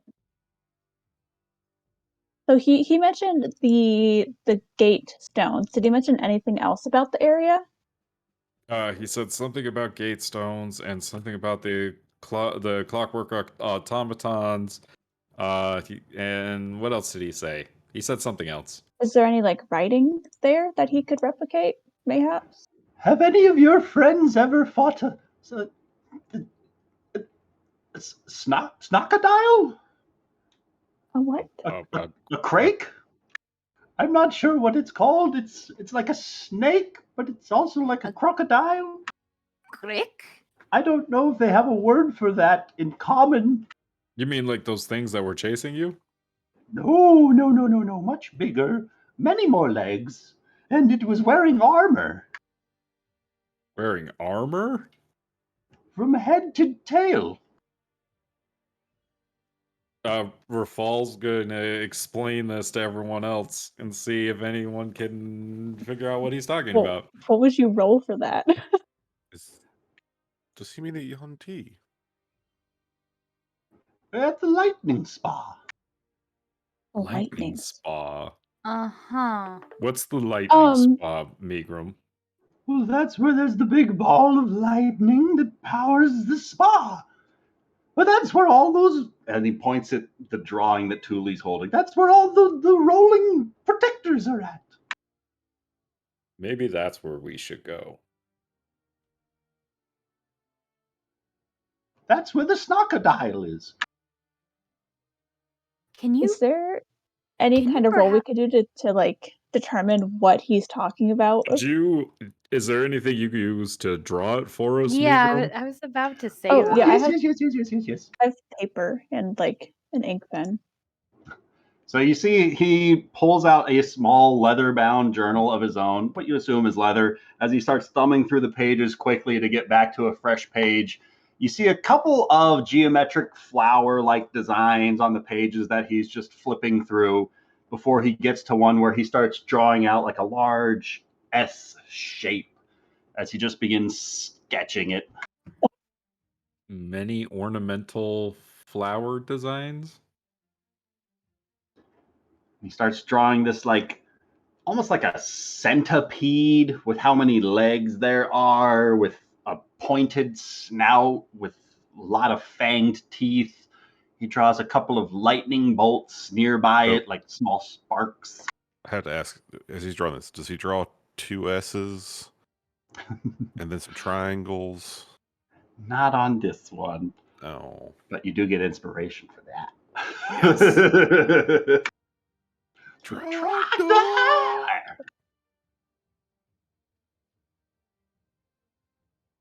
So is he drawing a dragon? Roll an Arcana check. Rafal's not the right person to be making that roll, but I mean, sure. I can 16, try. Let's go. Can everyone who's seeing him draw make an Arcana Sure check? thing. Hey. 16. Rafal doesn't have any negatives, so there's always that. Humble brag, humble brag. Oh. Yeah, little bit. Don't call me little. It's so funny because I've just made it such a habit of not bringing it up that like Zara's a giantess in my mind,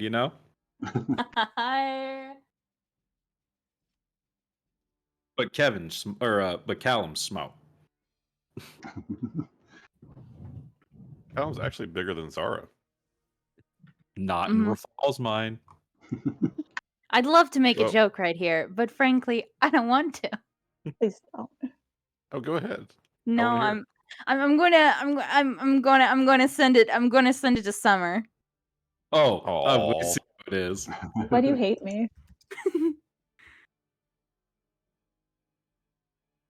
Not Rafal, Oh, go you've ahead. heard of it's not quite a dragon, more so than it's like one of those elongated river dragon type entities where it's like a long serpent-like snake with blue scales, a creature known as a behir that's long, slender like a snake with many legs like a centipede that is fascinated by lightning and capable of sending a surge of lightning out of its own maw.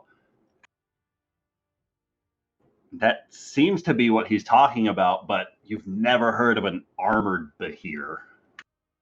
That sounds they're terrifying. Wild animals. Hey, Megram, have you heard of a new king of the underground? A purple-skinned tiefling devil man.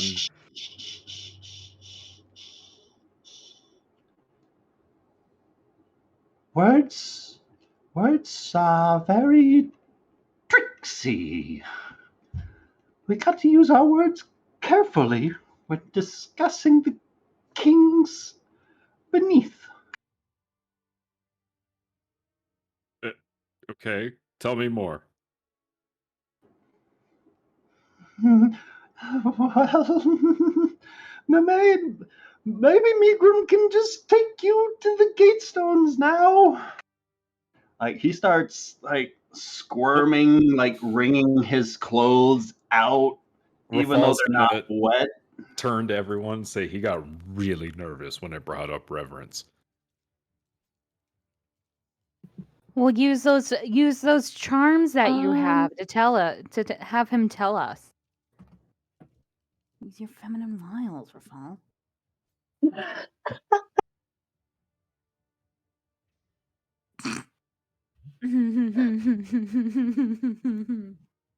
Seduce the Megrim. Riddle to seduce. Is Is everyone ready to go? no, we're waiting for Agrimar. And Is he not at the lightning spa? Agrimar? I don't think so. No, he who we're not going to talk about. No. They're And he looks down and just like his mouth just purses shut and he just stops talking. Like he can't talk, or like he Like, refuses to. He looks scared to talk.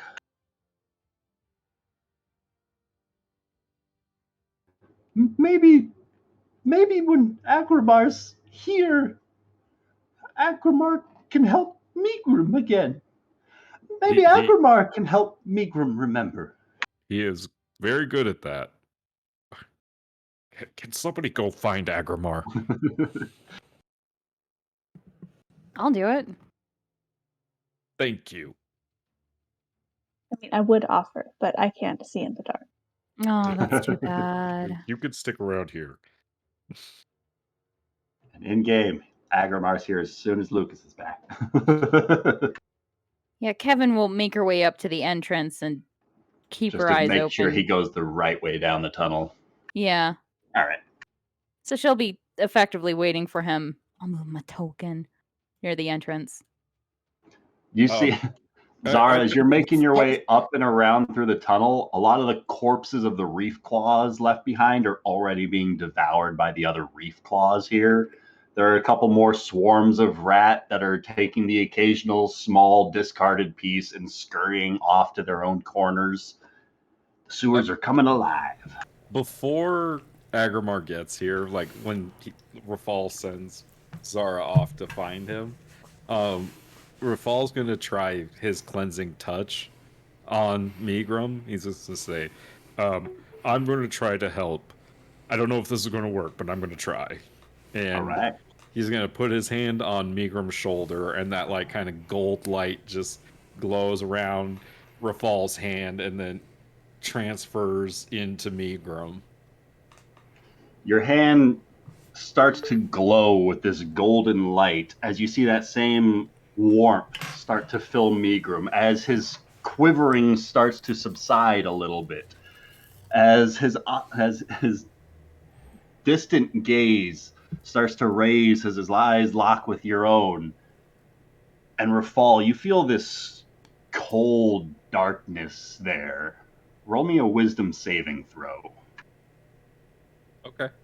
Oh, I thought I cured him of that. 17. You feel this cold darkness as you feel something tug at your arm, and it just presses you further into the chest of Megrim as Megrim's small form just starts to lift up off of the ground a couple of inches in front of you. His eyes just this milky white color, and he just starts going, just starts quivering to himself as he starts hovering up in front of you. He says, we shouldn't talk about these things. And he drifts back down a couple of inches, and you feel that warmth push through this coldness that is there behind him. And he starts shaking a little bit again. He says, Megrim can't remember how many petals are on the flower. If it's 5 or 6 or 7 or more. Too many prongs on the crown.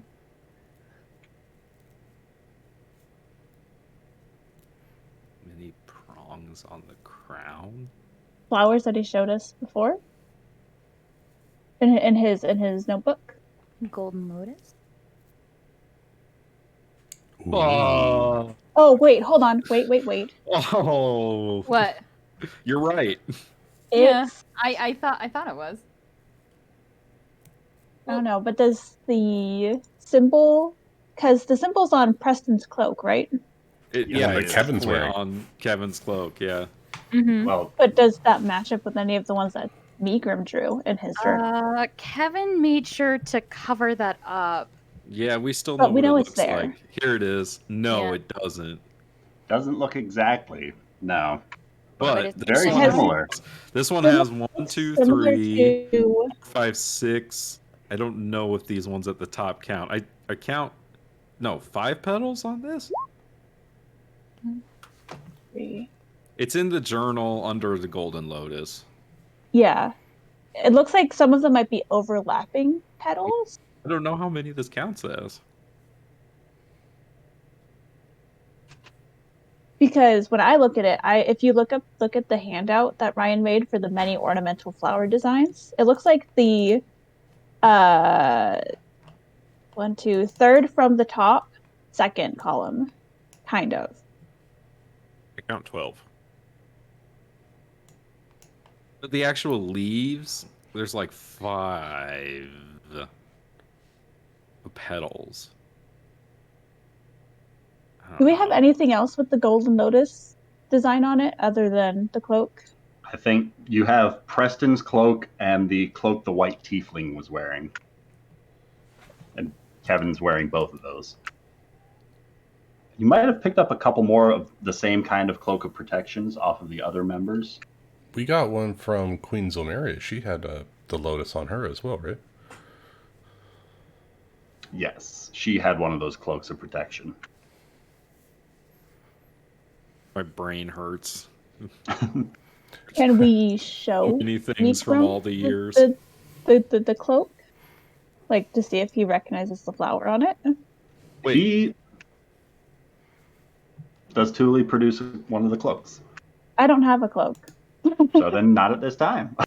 Well, do Kevin and Agrimar get back? If Lucas is here, yeah. I'm here. I was going to ask All right. if Vale could pop a heal while I was at the temple. Sure thing. Roll a d8 plus 3. All right, sweet. I get +6 because I'm in the temple. Sweet. 10 extra healing. I'll take it.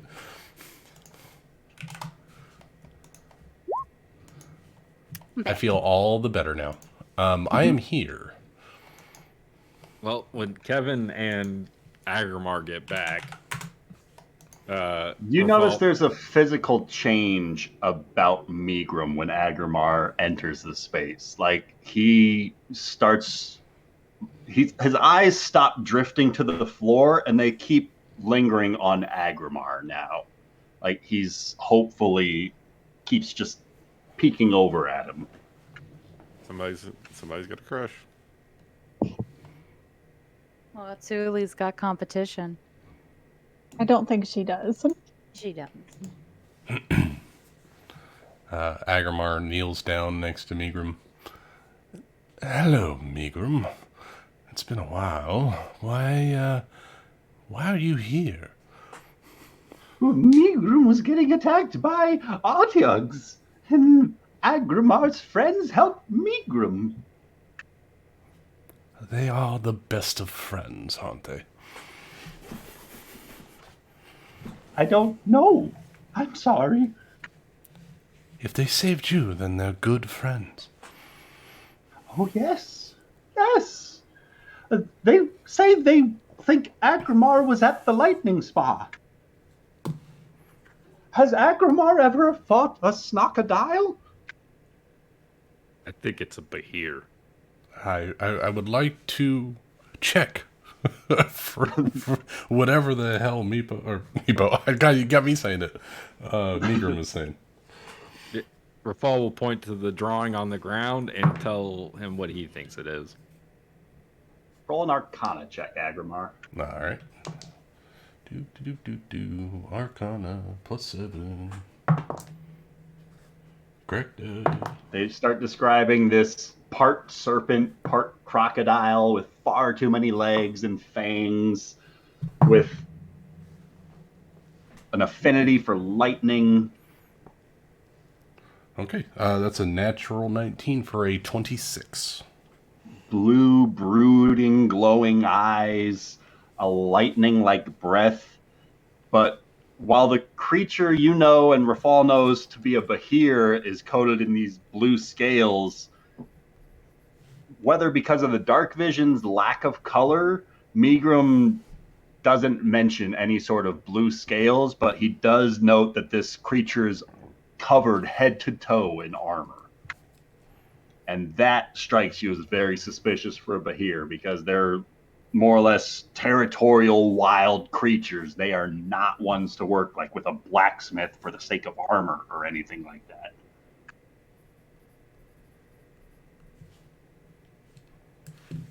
Covered with armor.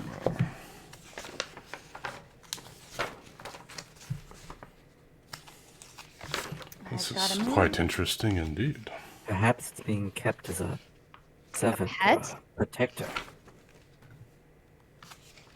Wait.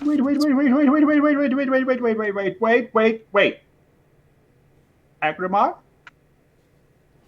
What's your favorite number? Oh, shit. Hold on. Agrimar? My favorite number is 30. Ooh, that's a good one. All right. Is everyone ready? We did take a short rest, right? While we were waiting for Agrimar? Okay. I need my bardic inspiration back.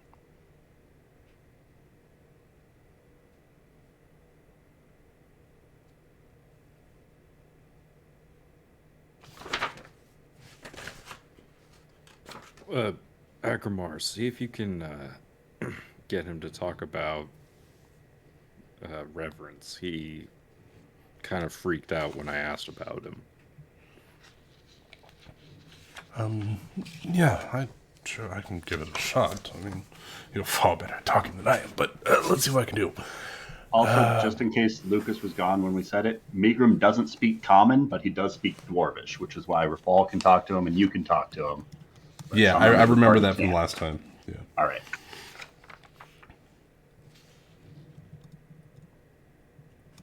Sorry, I was looking at my Duragar clan notes, seeing if that correlated to a giant guy with lightning and armor. Megrim. Apparently, the last I heard, there was someone running afoul in the sewers, causing all kind of mayhem. Does that sound familiar? Yes, the sewers are always in mayhem, with reef claws and gricks and artyugs and plants and fungus and monsters and snocodiles. The Duragar. Oh my goodness. Do you think they're being organized by someone? Do I think the gricks and the artyugs and the Duragar and the rats and the reef paws are getting organized? Well, let's narrow it down. Specifically the Duragar. They seem to be on the higher of the intelligence spectrum. Do they say anything? That they're working for anybody? Or someone is giving them plans? Megrim does not talk to Duragar. They're mean to Megrim. Megrim can understand some of them, but not all the time. Sometimes they speak silly nonsense like your friends here. But yes, they sometimes dig tunnels through the sewers. I don't think they're digging for minerals, though. Migrum hasn't asked who they're working for, though. Look to Rafal. Do you think they're working for those rolling clockwork metal automatons? You ask him about the king of the underground, or how did I phrase it that made him freak out? More or less like the king of the underground. Now, Migrum, I know that you have traversed this underground labyrinth for quite a while and have come out safely on the other side. Not always. You have to know who is in charge of the rat folk. Have you seen them? Have you heard about them? Oh, yes. Migrum trades with the rat folk. The rat folk gave Migrum the last name of Lumpholder. This gracious title was bestowed upon Migrum as friendship with the rat folk. The rat folk are being organized. I don't think that the rat folk are working with the Gricks and the Artyugs and the Reef Claws and the rats, though. No, I think the monsters are moving around on their own. But I think the intelligent creatures are a part of something bigger. I think there's one person that is controlling all the plans. Reverence was red, or was he purple? He's purple. Purple. Purple-skinned individual. Regal holds himself. You see, like Migrum just starts physically shaking, and his eyes start drifting away from your face as he starts looking down at his own feet, and he starts just kind of gathering handfuls of his own robes and just squeezing them. His grip tightens around his staff. Agramar is going to embrace Migrum and say, There, Migrum. It's okay. We're here to protect you. They can't hurt you.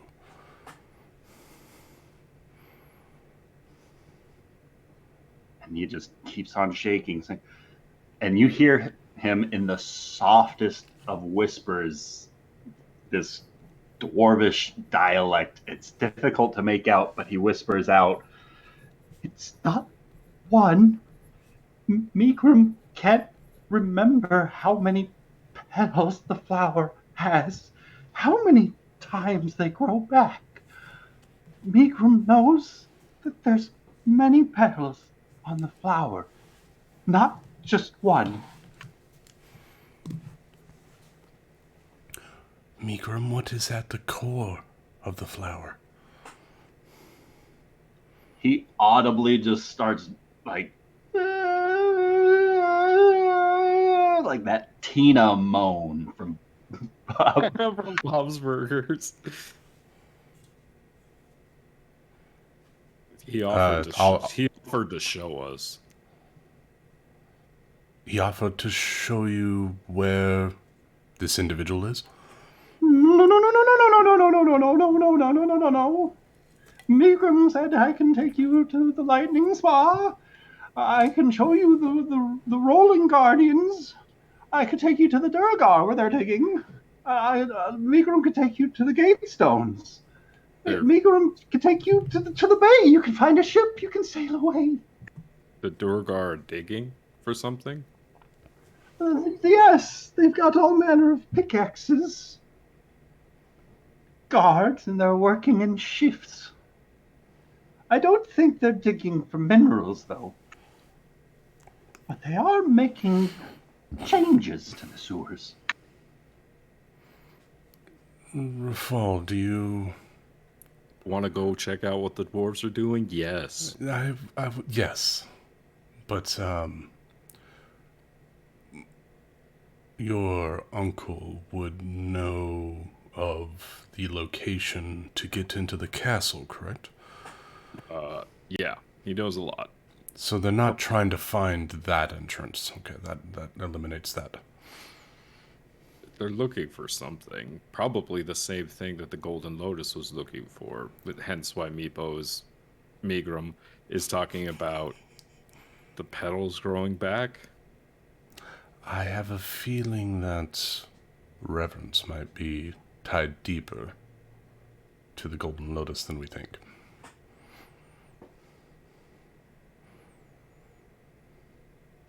With so what do you all wanna of do? their movements, he has not done a single thing to thwart them or stop them in any way. So, what does everyone want to do?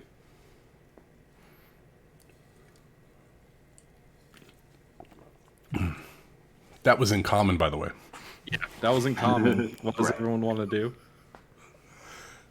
I want to go fuck up some dwarves. I'm interested in all, like, the Rolly Guardians, the Lightning Spa, the Dwarves, and the Gatestone. So Well, you gotta I'm pretty pick much down for one. anything. Pick one first. It sounds like the Guardians, if we don't take care of them now, will just stay where they are. But we don't know if the Duragar are being guarded. Are the Duragar being guarded by the Rolling Guardians? I will ask Migrum that question. Some of the Duragar are working near the bigger Rolling Guardians, but I don't think they're protecting them. The Duragar are protected by other Duragar.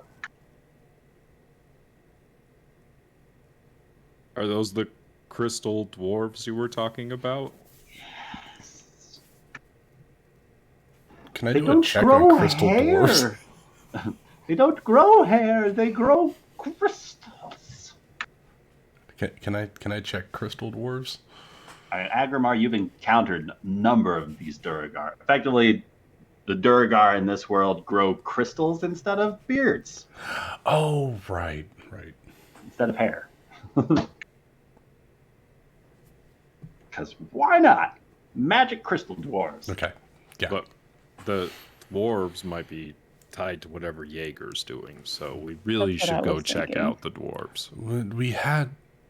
Didn't we have a vision of the dwarves talking with Jaeger? Because we that's scryed why on him? that's why we should go see what they're doing. Oh, if we find the dwarves, we're going to find some information. And we will finally have the the actual hard evidence that we need against Jaeger. So, And I want to see Rafal hide Kingfall or whatever your sword is, so that way you can do some serious interrogating. what do you mean? Just cover his eyes and let yourself go to work. Oh, I don't like dwarves. That is for sure. Gonna take Rafal to a dark place. Let's go.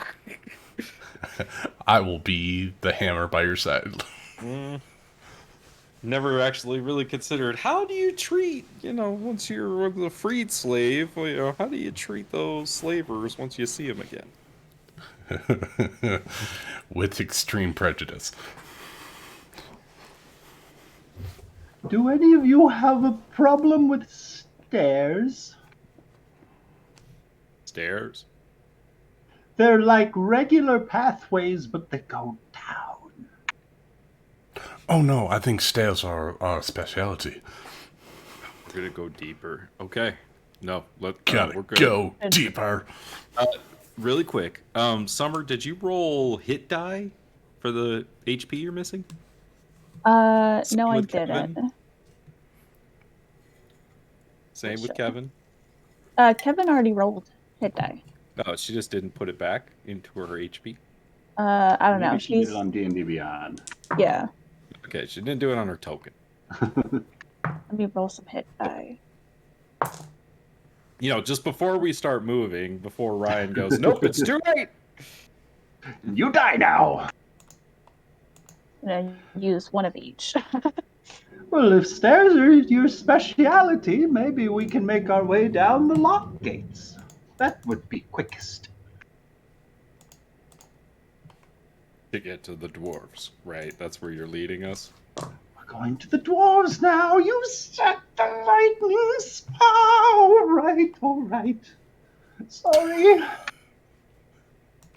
To love get this to guy. the dwarves, we have to go deeper. So we can probably still take the lock gates. But we'll have to be quiet. Can you put out those lights? They're blinding enough as it is. We don't need to make ourselves beacons for them. Agrimar, Ellen turns his light out. Yes? can you cast that dark vision spell? I think that was a different character. That wasn't Agrimar casting that? No, that was in the Monster Hunter campaign. Was Nari the one that could cast it? No. I don't think so.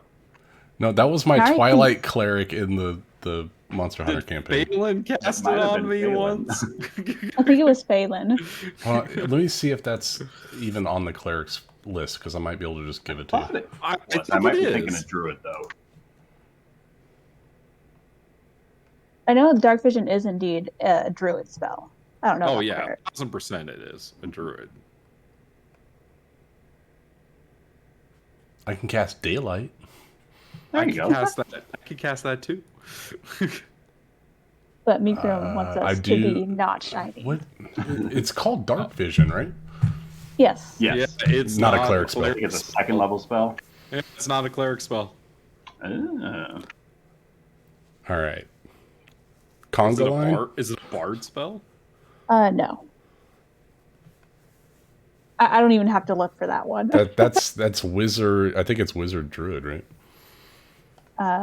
Something like that.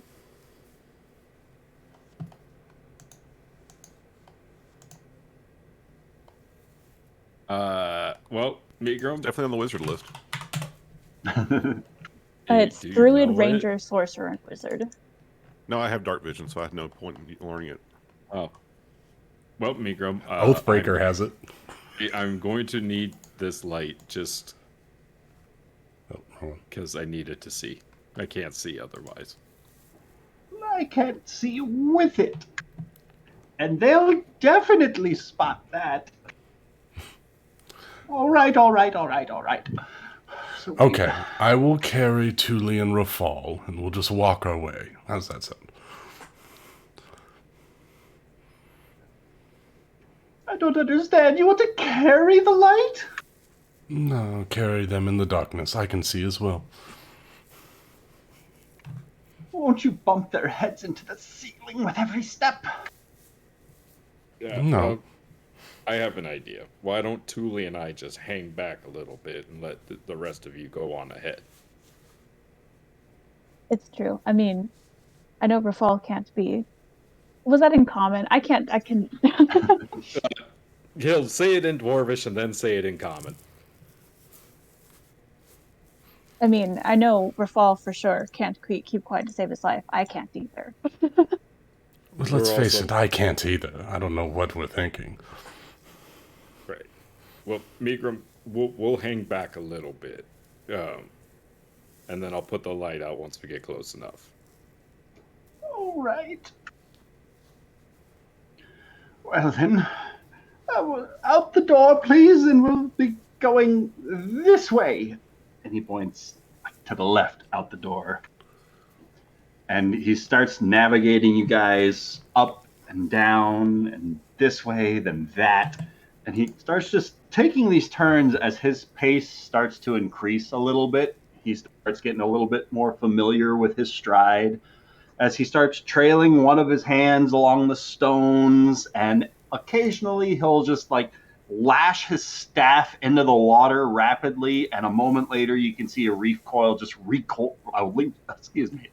he lashes his staff into the surface of the water, and a reef claw recoils at the strike, and it's just stunned just for long enough for Migrum to hop over its threat space as he starts making his way along these tunnels, and eventually he takes a turn, and the ceiling kind of opens up a little bit into a larger room space, but the floor just drops away, and it's a larger floodgate chamber. The sorts of areas that are filled up in case of a storm or a heavy flood, these large empty spaces just for rainwater to fill up. And he starts walking down the many flights of stairs towards the depths of this first lock gate. Is this area by chance kind of what Reese described for what we were looking for? There's a lot of steps here, but you don't see, the stonework seems to be a bit more modern. Okay. You don't see a whole lot of hieroglyphics in it. It's more practical in its design. How are we going to read the hieroglyphics without Nari? I have comprehend languages. Yeah, that's very carefully.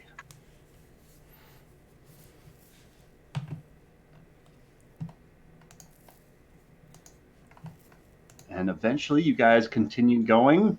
And at some point, about after maybe 2.5 hours of traveling through these tunnels, Megrim's pace starts to slow down as he raises his hands, and in the far distance you can see a couple of torch lights shimmering about 100 feet up ahead.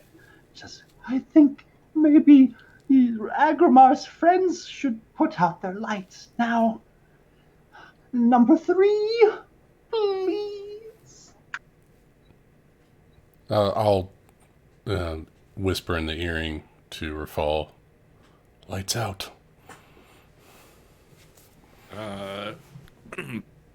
He'll tell Thule, say, going dark. And he's going to put the hood down on his shield. All right. As the party is submerged into darkness. I don't like when you put it like that. Can I get a stealth check from everybody as we start approaching? Agrimar rolled really well. It was a natural 20, but at disadvantage, a 15. So I got an 18 for my stealth. Oh, let's go. That wasn't with disadvantage. Let me roll again. Oh. Yeah, Hey, let's Oh my go. gosh, yes! Apparently keeping Thule and Rafal in the back is for what's best. Apparently leaving Zara behind, we do better in stealth. Except for Callum. He had to be filled in. I have a +0. I have +3, but I have disadvantage. Same here. That lovely armor. It is lovely, thank you. I do like my AC. It's worth it to not be stealthy. I must protect the king.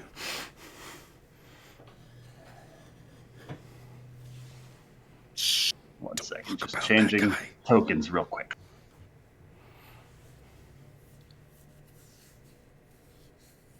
Don't talk about that king guy down here. And adding light sources for torches. Perhaps Emperor?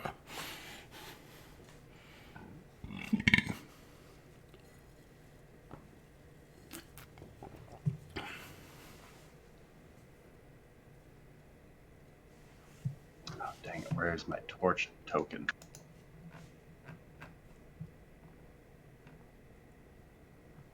Your torture token? I don't like that. I don't want that one. But it's the best one.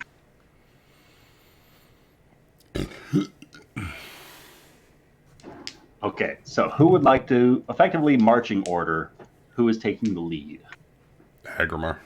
Not Callum. I think it's probably Agrimar, and then I guess Zara, if she wants to be up front. Or towards the front.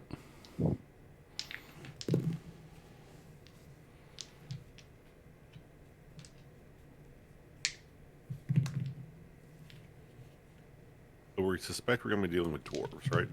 Duragar. Yes. That's what we're hoping for. Told.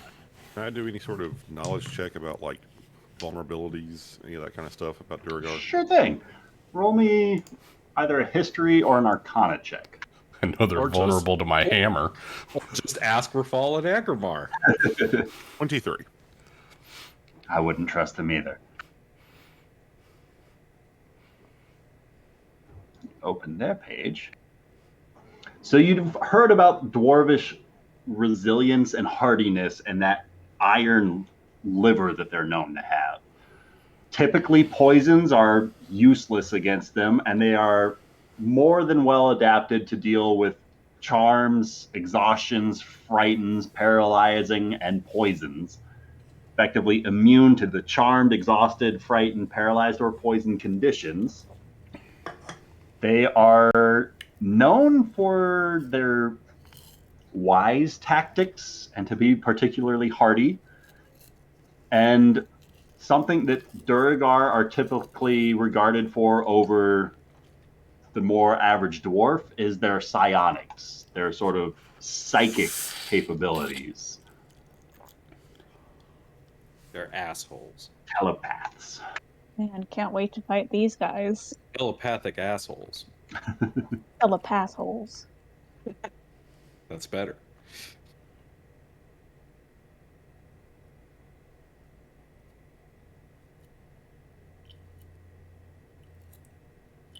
All No right. particular elemental weaknesses or... Not particularly, no. They have the sunlight sensitivity, right? They do have the sunlight sensitivity if you are capable of making sunlight. Or even, actually, man. now that I'm saying it. Yes, it's only sunlight, not just bright light.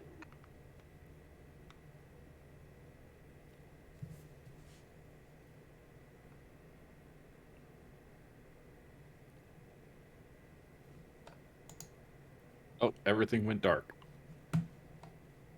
Oh, there I am. You are brought into the abyss. You're blind. As you guys start approaching, it's not a fully functional mining cart track like you see here on the map, but you do see many of the scaffoldings in place, these support beams on these offshoot tunnels that are clearly not where the water was meant to start flowing through. They're dug just above the water line so that the water can continue to flow by in the pipes nearby as these tunnels are dug in different directions. You can hear the audible scraping of mining tools echoing throughout these tunnels. You can see up ahead an intersection with a couple of offshoots, and you can make out, on occasion, the soft hummings of some sort of a Duragar song, like some harmonious, discordant tune that they are all chanting together as they are digging these holes. And Megrim, for those with dark vision, is once again looking a little bit frightened. Stand next to Rafal. You can feel no fear. That's actually true. Well, they can see no fear, and he waves his staff, and Megrim just goes invisible. I love Vigram. That works too. Don't worry, I didn't go anywhere. Megrim's here. Rafal, I think they called your mother a bitch. Go get him. What did he say? I can't see. One of you that can see in the dark needs to go first. Yeah. Do you see a light source? We're standing in light. Do you see light right there? Now I do, yes. Okay. But before I was in the dark. Yeah, I Could couldn't you see see anything. this light source down the tunnel? Yes, that one I could Okay. see. Okay. Also, you sure you don't want Kevin to go first? I kind of want You're Kevin the to go leader, first. Rafal. Make the call. Oh, I was gonna say I only see Rafal and Callum anyway. I All your saw tokens It's are all on top of blur. each other. Yeah, But, it's all yes. stacked. My vote is Kevin Zara goes first. I mean, Yep, I'm she's almost done with something. if you Well, want. she rolls the stealth. She gets a minimum of 22. Or is that higher now? Oh, it's a minimum of 25. She gets a minimum of 25. That's bonkers. Batshit crazy. Insane. Fucking rogues, man. Fucking high-level rogues. Holy shit. She can't fail. She literally can't fail. I mean, all of us rolled pretty well on our stealth, Because except if she rolls a for 1, she gets to re-roll too. yeah. She literally cannot fail. I So should. yes, she can also see in the dark, which is why she is my vote to go first. I'm cool with that. I shared a character with Ryan. Had an obscene bonus to initiative. I think I got it up to like plus 25 at level 14. How do you do that?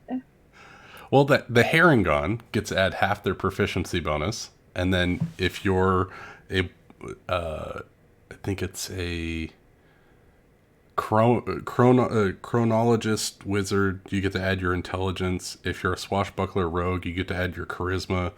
And if you're it's an obscene multi-class hodgepodge of getting to add different modifiers so they don't override each other. Yeah. So you get to add 4 different stats to your initiative. Plus the alert feat. Yep.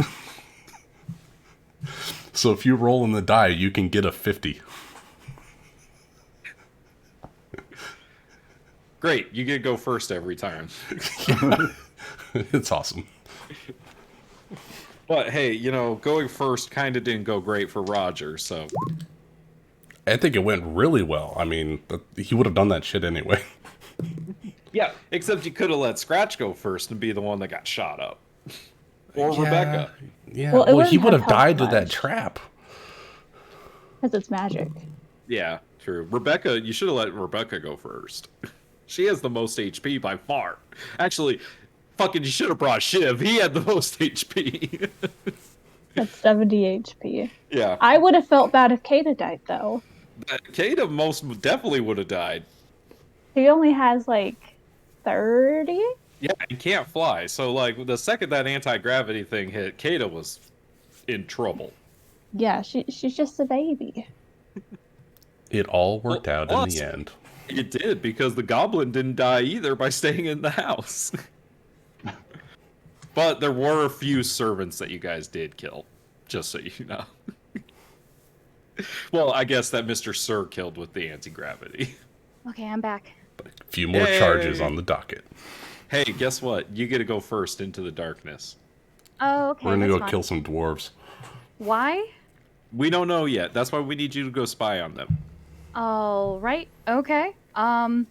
Remember that the dwarves are tied to Lord Jaeger, and you hate that guy.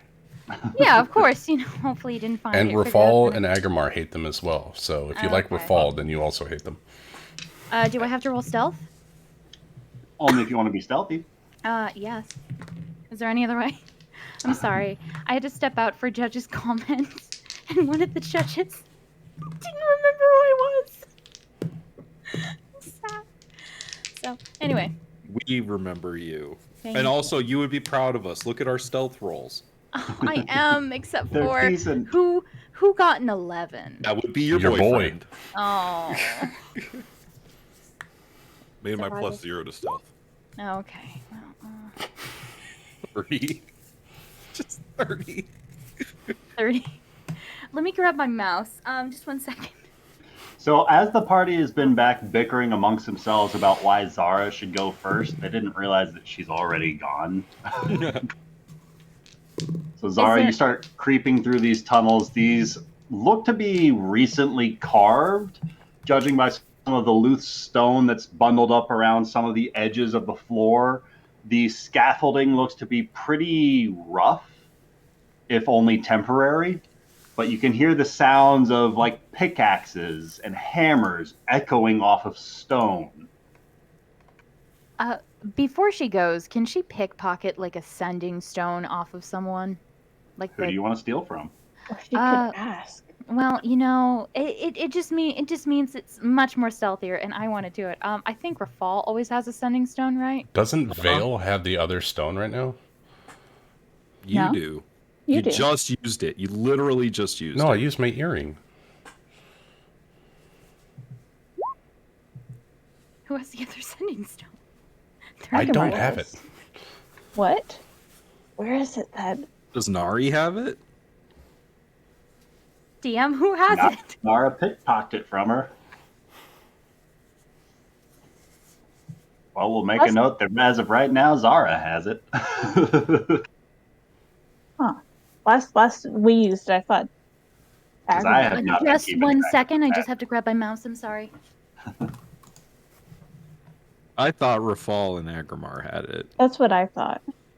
Yeah, because Agrimar had one when we were in Val and Sarnaster's bullshit home. That's right, because that's when y'all were away from us. That's how we talked to each other. Ah, the fucking temple. God damn. Okay. No, I hate it. if Okay, that's I'm the back. case, then I have to check it on my sheet because I don't have it checked. It's okay, because you I'm back. had it, but you just got it taken from you. Just one more So- slight. I know.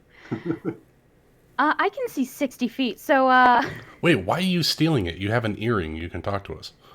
yeah, but I'm probably going to go a longer distance, right? We don't know.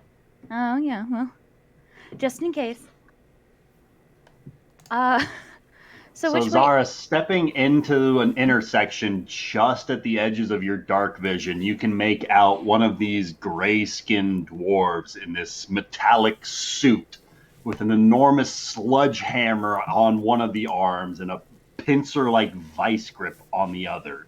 You can just make out this clawed spike reaching out from the neck up into the front of his forehead, and is just ever so slightly digging into his forehead, drawing a purplish tint of blood about the edges of the tip of that spike, seemingly keeping him attent and alert at all times.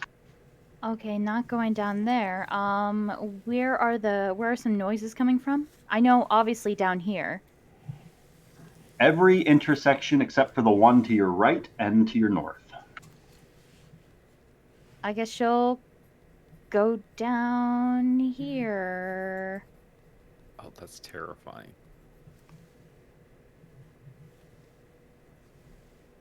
And every so often she'll stop, listen. Every 30 or so feet she'll stop, listen, see if anyone's...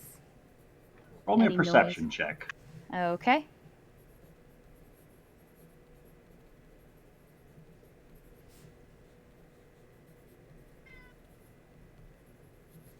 $22. 22. As you start making your way around, it looks as though this current offshoot of this dig site, this mine, this wing that you are walking through currently has been abandoned. You can see a couple of tools and supplies left over here, all sorts of pickaxes and hammers, a few crates full of stones, but it looks as though whatever they were going for was not this direction. All right, well, going this way. Another intersection. I guess she'll go down. Oof, right here. Was that 30 feet of movement? Please, for the love of God. Could do be. it. Okay, she'll... Right before the intersection, she'll stop for a sec and listen.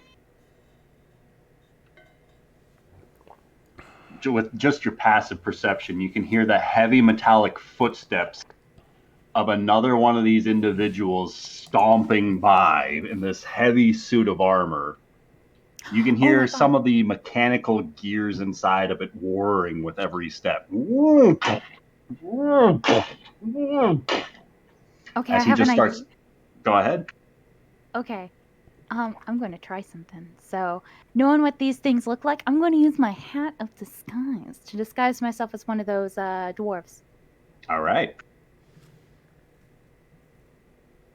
Hopefully I look like Bob, the new guy. Hey, what's going on? How you doing? And she'll try to kind of nonchalantly move around him, hopefully, and stealth through it. As you turn into your version of one of these Duragar creatures, first of all, what do you look like? One of the Duragar creatures that she saw from 60 feet away. So trying your best to look like that other one in the other hallway, Yeah, just and without the occasionally- metallic suit? Yes. Hole dug in the middle of your forehead or no? Oh, this seems like important. Yes. All right. So as you step around the corner, you can see that Duragar is like right on the edge of some pit inside of this mine. As you step out and around, he doesn't seem to be paying you particular mind as he rears back his hammer and just smashes into the side of the wall in front of them. With each smash, she's going to, or with like the biggest smash as he's going through, she's going to attempt to slip by him. All so right. like this. Go ahead and roll me a stealth check to try and sneak by him. Okay. I shouldn't laugh.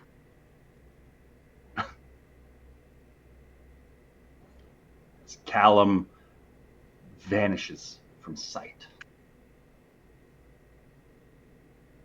It's a similar sort of incantation as to what Meegrim just spoke. 25? You slip by as he's rearing back for a hammer swing, and as he arcs forward for the blow, you take the opportunity to just do a small cartwheel around that small gap behind him, but you squeeze just barely in time. He doesn't seem to pay you any mind as you slip by the Durgar. Okay, she'll make her way down at an intersection. How long is this mine? Okay. Then she'll make her way down this shaft. People are texting me. Okay. And then 30 feet, taking a small little look-see-loo or hear-see-loo. Anything interesting? You can hear some more heavy footsteps stomping around that next corner. Like there's something walking up the hall towards you. Ah, shit. I guess she'll kind of duck into this one right there, hoping that they'll pass. Sure. Hiding. Roll me a stealth check. Okay. And in the meanwhile, Callum, could you roll me a stealth check, please? With advantage, because you're invisible. Oh, no. Of course I will.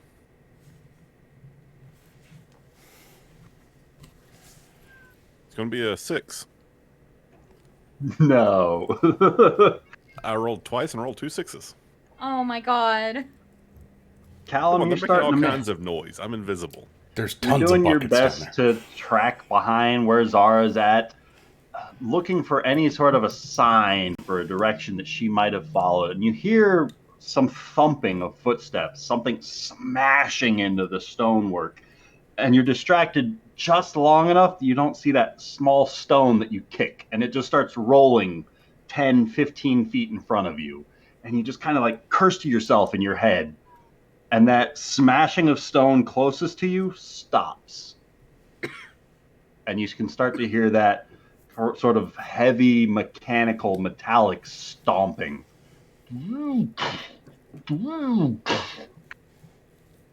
As one of these Duragar in the metallic suits steps its way into the opening at the far end of that southern tunnel and just looks up the way with these vacant, pupilless eyes. I stand still.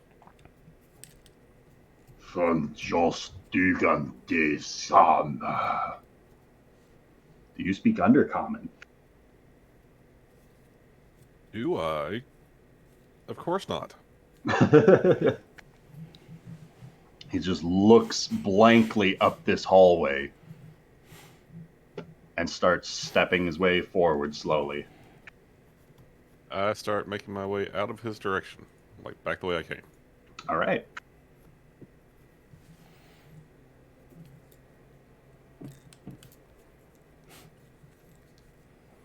And he just starts trailing off Recording in progress. the opposite direction.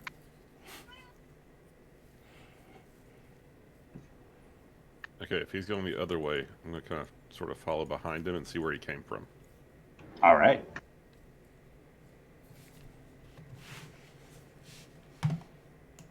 Shall I roll Zara- stealth again? Yes, please. With advantage because you're still invisible. Zara, the one nearest you, the heavy stomping footsteps start to recede as he seems to go down a different path than the one that you're hidden behind. She'll look out. Anything interesting? What's this down here? It looks to be another one of those larger cavern spaces where they started just kind of digging into a larger radius of the walls, like they're searching for something. All right. I guess Kevin will sort of follow behind a little bit, step by step. You can hear the footsteps of another one just down that hallway. Is it coming towards Kevin or away? He just stepped out the same direction as you, so he was moving parallel to you when you walked into that intersection. Okay. But she'll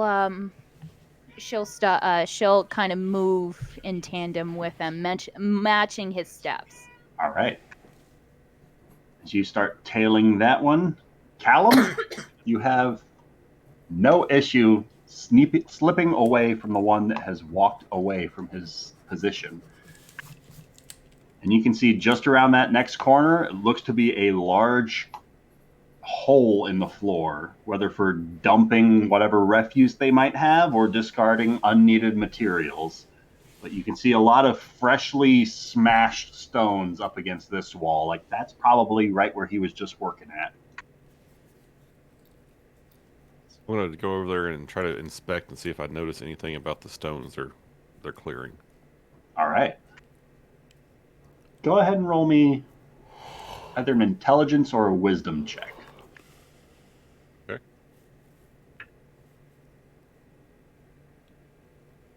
The dice are not agreeing with me right now. I don't know who bought me these green dice, but they're failing badly. It's a 12. They require to be soaked in alcohol before you use them. I mean, that last cavern that you spotted, it looked like it might have been like a vein of copper in there, maybe. You can't make out any sort of valuable mineral in the walls here where it was starting to dig. It's very unclear what they might be looking for. But it seems as though they're taking a larger area, like they're periodically spreading their search. Like they're looking for something beneath the city.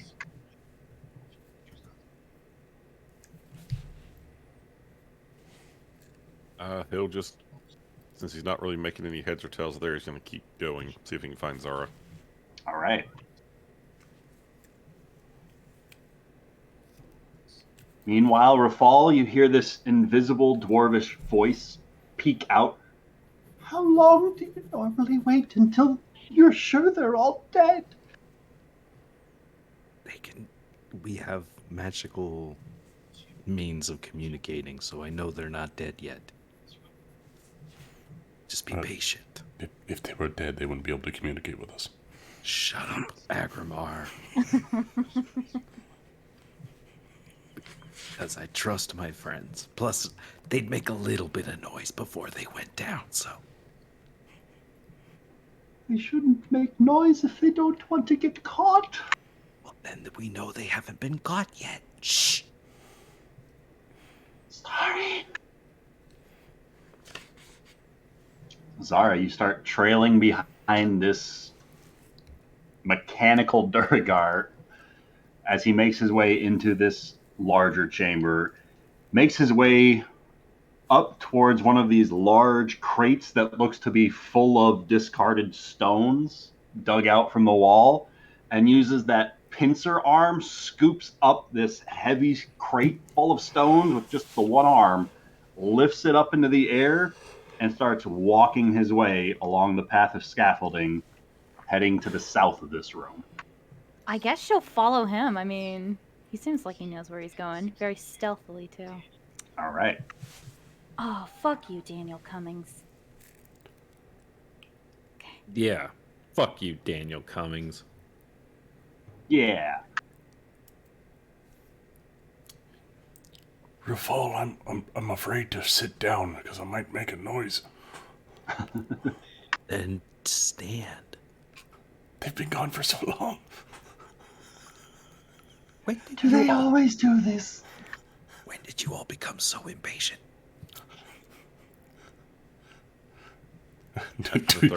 do you know me, Rafal? I've always been impatient. He had chalupas for dinner. He can't just... He just can't.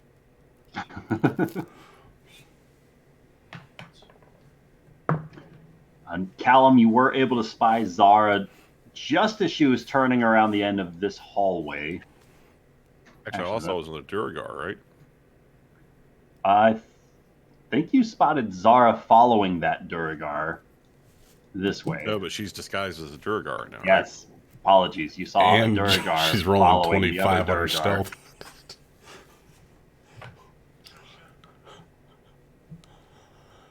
So, if that's a dead end, which it certainly looks like it, I guess I'm going to have to go that general direction. And you can hear the heavy stomping footsteps of something approaching this intersection. I will try to stay out of the way. All right. So roll you a stealth check? Yes, please.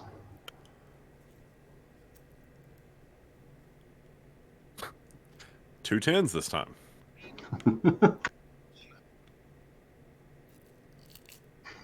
You still get past him. Oh my god.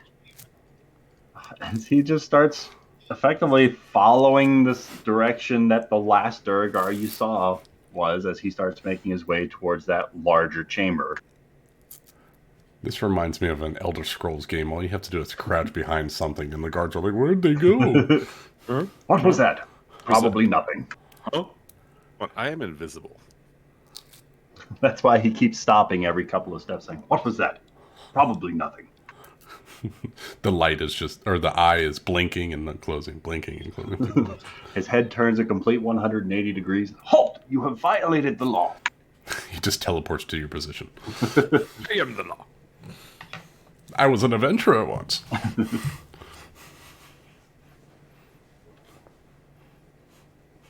But he slips into that next room, and Callum, you can start hearing a second set of footsteps fading down that same hallway that he emerged from.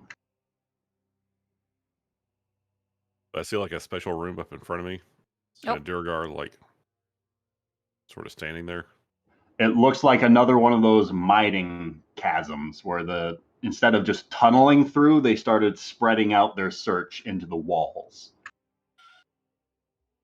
Okay, well, if there's a Duragar like right there, I guess I'm not going to try to get over there, but I'm going to keep looking for more of those chasms just to see if I can spot anything that would help me understand what it is they're looking for. Sure. So I guess I'll go up this way.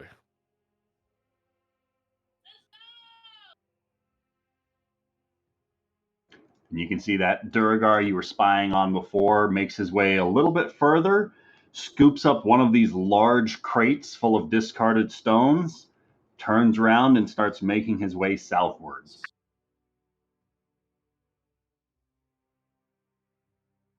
Try to make my way up around that wall.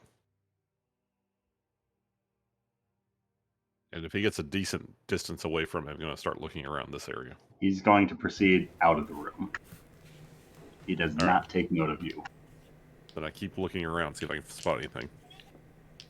All right, roll me a perception check or investigation if that's better for you.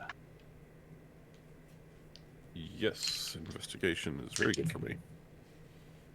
That's a 24. That is pretty good. You do make out kind of stacked up amongst this sort of makeshift elevator, this kind of dumbwaiter-like pulley system. Stacked up are several piles of different colored crystals and gemstones. Roll me an Arcana check. Be happy to. About a 25. 25 is pretty excellent. In fact, you think you might have sold some crystals of this sort of variety not too long ago. You know that they can be particularly effective for sort of conjuration spells, as you should see a pop. I do.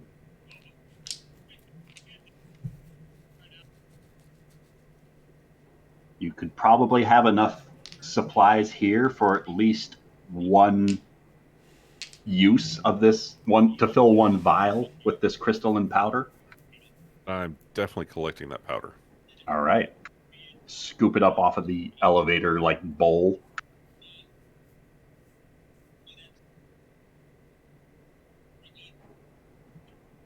Zara, the one that you are following, starts stomping his way down and through the next tunnel where you can hear the faint murmurings of some sort of a song being chanted.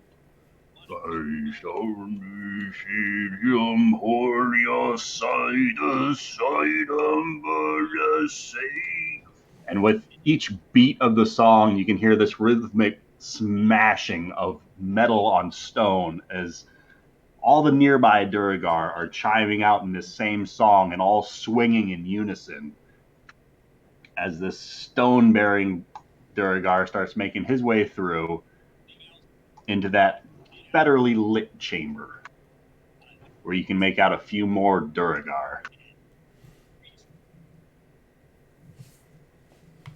Well, that's shit. scary. It is. I guess with each, oh boy. And some of them you can make out appear to be wearing this heavy black iron plate mail with heavy crossbows strapped onto their back. Others you can make out wearing just ordinary plate mail with shields and long short swords strapped onto their backs. But none of them currently have weapons drawn, save for the pickaxe in hand.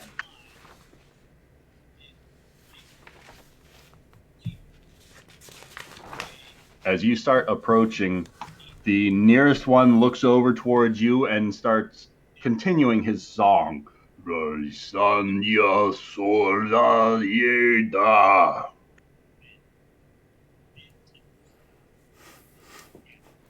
She will, oh god, I guess, try to, shoulder her way past as casually as possible. The one that was beside that guy misses his next swing on the stone as his gaze starts looking up towards you. And the first one that met your gaze is now turning his attention, following where you're stepping, as the one that you followed into the room makes his way up to one of these pits, holds that stone crate over it with the one arm, and just flips it over with the easiest of gestures, dumping these stones into this hole that is in front of him. Okay. And then he starts stepping back towards you. As the one that is now behind you speaks up. Santiago de Contuba. She'll grunt, I guess. Vansanyaba. Dobre gostan jeba zeintor.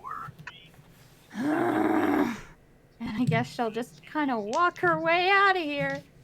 Annoyed. I wish I spoke Dwarvish.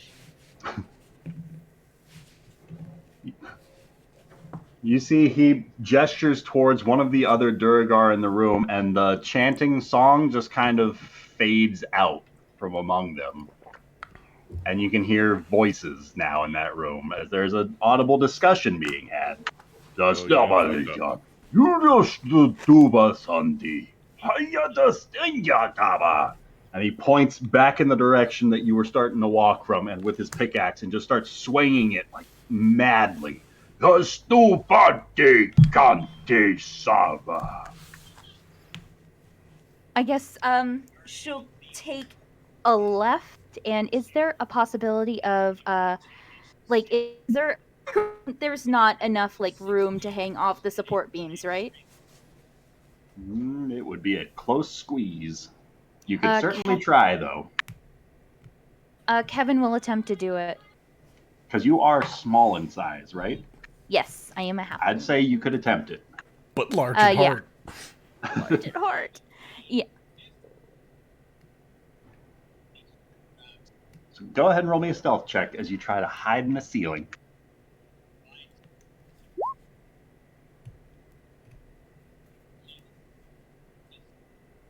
So you hear the heavy metallic footsteps approaching from the one that starts making his way back the direction you followed him from. And you hear softer footsteps. And just in your line of sight, you see the scraping boots step into vision of this dwarf who's now holding onto what looks to be a sizable mallet of some sort of design. The head of it looks hefty, very painful judging by the spikes adorning the sides of it. And he starts looking left, and then he starts looking right. And he waves his hand across his face, and you lose sight of him as he vanishes. Oh shit. Callum. Meanwhile, Those footsteps coming. Those footsteps have faded from the room that you were in as you scoop up the crystals into that vial. You hear faintly what sounds like a bit of a commotion as that humming sound stops. And then a couple of yells and grunts, a couple more grunts, some more yells, and then you start to hear those thudding, stomping footsteps again. I haven't heard anything that sounded like Zara, right? No. Okay. Then I'm just going to try to finish gathering those crystals and then sort of hide myself back where I first entered this room. All right. I'll be on the lookout for anybody kind of getting ready to walk by. All right.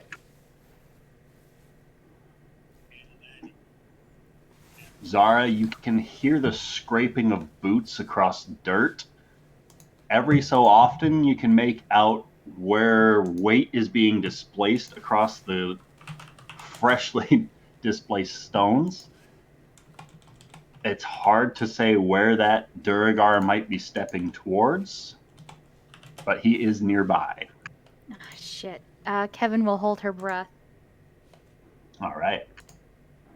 Callum, those footsteps continue approaching from the direction you originally heard them as you hear that another one of those metallic Duragar entities round that corner and start making his way into that room where they've been scooping up stones, where you just took the last of those crystals. Okay. Now I'm going to step out into the hallway here. And I guess I haven't been south yet. And I still haven't seen Zara, so I'm going to head south. All right.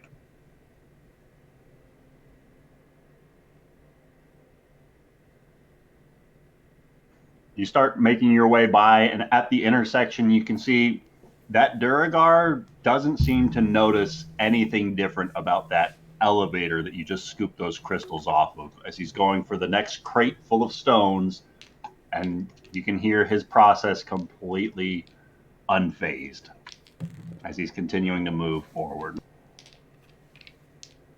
As you start making your way south. So I'll just slowly make my way down.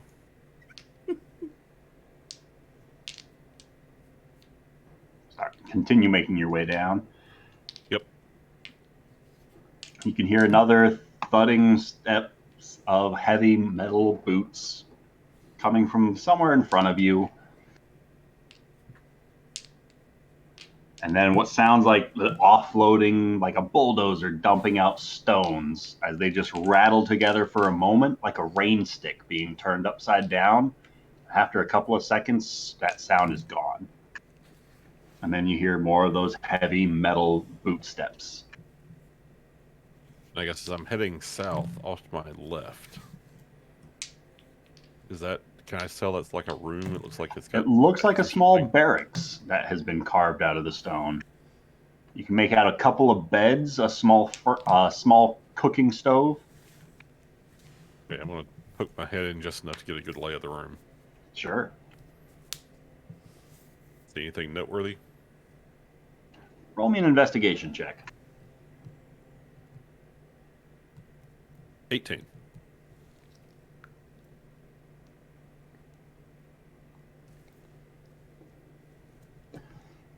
Everything in here looks to be of relatively meager means, as if this is some sort of unit put here specifically to serve a job rather than something a bit more long-term or fun. You don't see any sort of dice games, card games, board games of any variety. It seems as though the bare minimum is being provided. There is a rough-looking cot to sleep on with probably some mildewy straw underneath, a thatched blanket. Whatever's in that pillow is probably not going to be too comfortable to sleep on. And it smells as though whatever was on that stove has been burned a couple of times in the cooking process. There's not a whole lot of personal belongings, but there are a couple of pouches that you can make out stacked at the foot of some of these beds that look to be slightly overflowing with some raw materials, like a couple of veins of gold that could probably be resold for some coin. You tell me there's not even like a copy of offices and spreadsheets laying around? That's correct. Wow, these guys got it rough. Mining for dummies. But yeah, if he sees anything that seems particularly valuable, he'll try to make a swipe of it. All right. So in total, there's about 100 electrum worth of raw minerals throughout this room. And as you are giving this quick toss of the place, you do hear one of those heavy metallic footsteps pass by the entrance where you came into this room. But it goes right by undisturbed. Okay. He's gonna just slowly make his way back out to the hallway then. Look around. Still trying to spot Zara. All right. Looking around, you can just miss sight. If you were visible, you might have been spotted. But as another one of these heavy metal dudes goes right round the corner holding another one of these big box crates full of stones,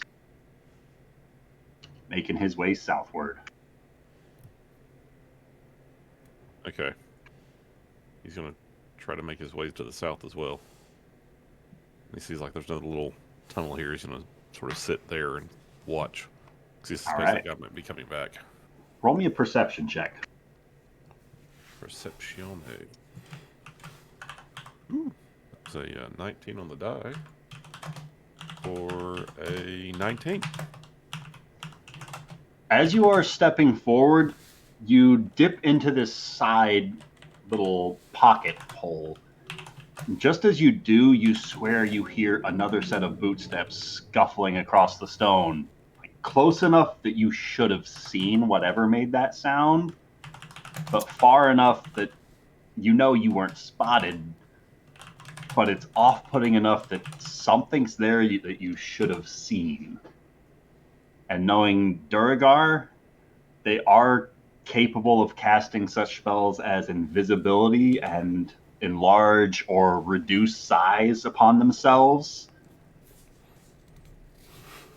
You think there might be an invisible Duragar nearby, or possibly a very tiny one. Okay, then I'm going to cast See Invisibility on myself, because that is not a concentration spell. Will that that last for an hour? Break invisibility by casting a spell? Yep. I think doesn't invisibility, isn't it targeting another person? No, casting a spell does it. With the knowing the Durgar, spell. knowing about the Durgar beforehand, you could have cast the invisibility before starting to sneak in, just in case you ran across any invisible dudes. Because I didn't share the information about the invisibility spell till just now. So that one's on me. So peeking around the corner, you do see a Durgar. I'm going to move you out just so you can see it. He looks to be pacing back and forth this angled stretch of hallway, looking in all the corners like he's searching for something invisible. Okay. And he's got a hefty looking hammer with a couple of spikes along the side of it.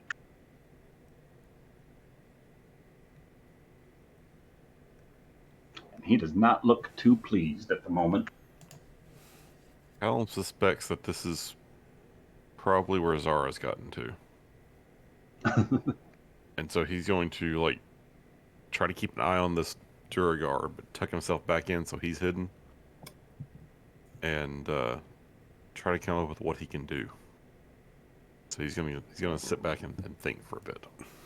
All right.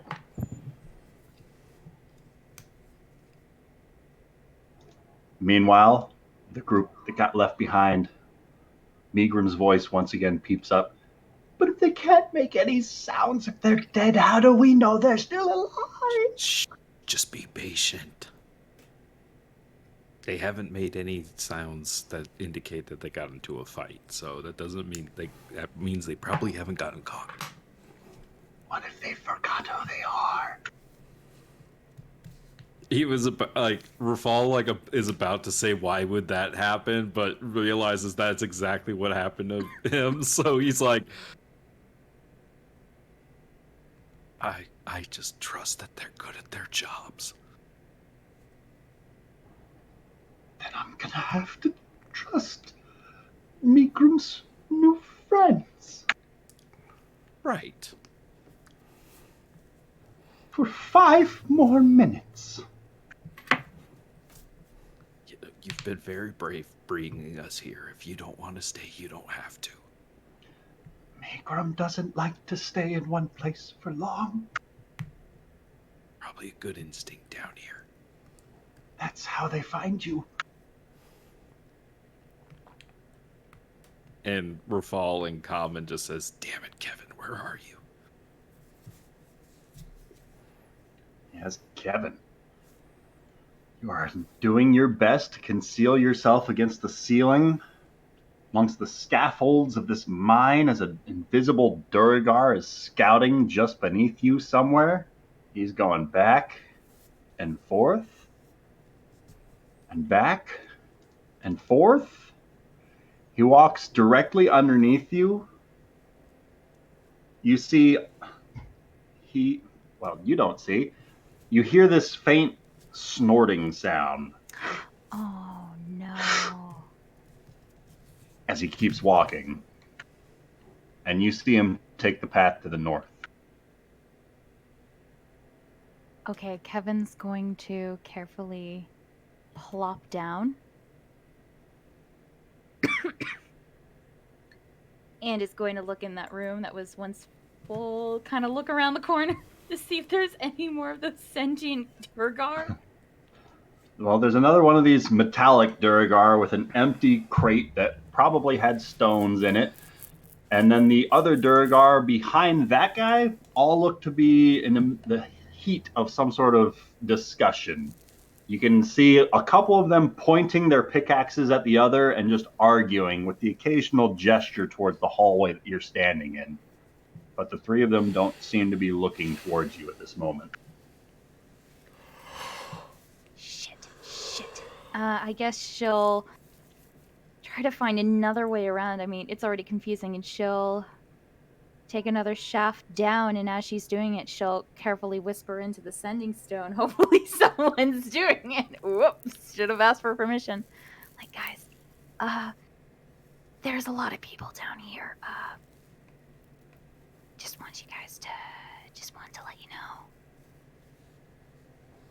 as you're walking along, there is a moment that Callum catches sight of another Duragar that seems to be creeping along the halls.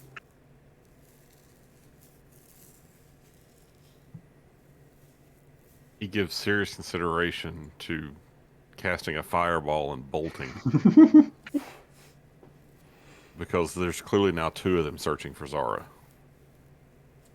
Now, And at least that would give her some warning.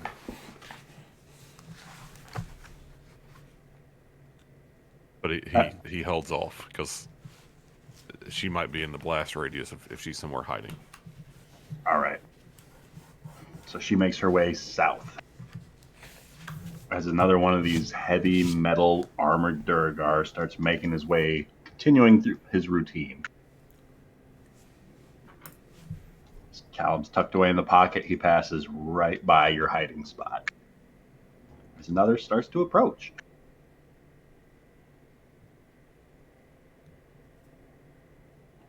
And the cycle continues.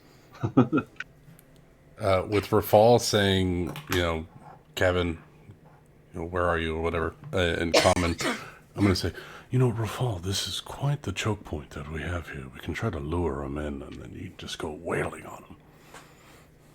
Not if she says that there's tons of them down here. There's definitely more than just us. That numbers mean nothing. No, We have the they high mean- ground. They mean a lot. I definitely think what we need to do is maybe lure one in here and capture them so we can figure out what they're looking for. I have a sneaking suspicion these might be the mithril dwarves that we heard about out in the desert. But what are they looking for? I don't know, but I think we killed one of them up in the tower. That black iron, all that stuff. These aren't the... I doubt these are black iron dwarves. I bet these are dwarves from Valeria that Lord Jaeger got in here. Do you think maybe they're looking for gate stones in order to, because the Nari had those blue stones that could reveal the writing on the walls. Perhaps those are a key to use the gates? Maybe they're mining for those. There's only one way to find out. We need to... Charge in and grab one? Well, we need to wait for those 2 to get back. Oh no, I was not in that conversation. I didn't know I was supposed to come back. Fuck. Oh no! Zara's just living. How her life long do down we here. wait before we assume they're not coming back? Because I don't think we talked about it. We wait a long time because Kevin's really good at what she does.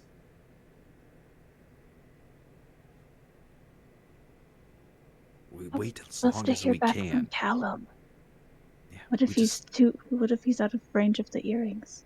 don't know, but we have to wait as long as we can. Wait, did Callum say he was leaving? No, Did he you just see did Callum his whole. anywhere? He just did the whole turn invisible thing and leave. How is he gonna find Zara? I don't know, but that's not. This my is a problem. terrible idea. You do know this, right? It's not my problem. Look, Is it not? What are you How is it not saying? your problem? Callum can take care of himself. Oh, come on. It's so good, Zara. But- I'm the one that's saying that you can both take care of yourselves and you're good at your jobs. Did you hear from them? Are they dead? They're not dead. I just heard from her. Okay. Rafal knows that if he responds, it's going to be, it says it out loud on the other end, so he's not going to respond.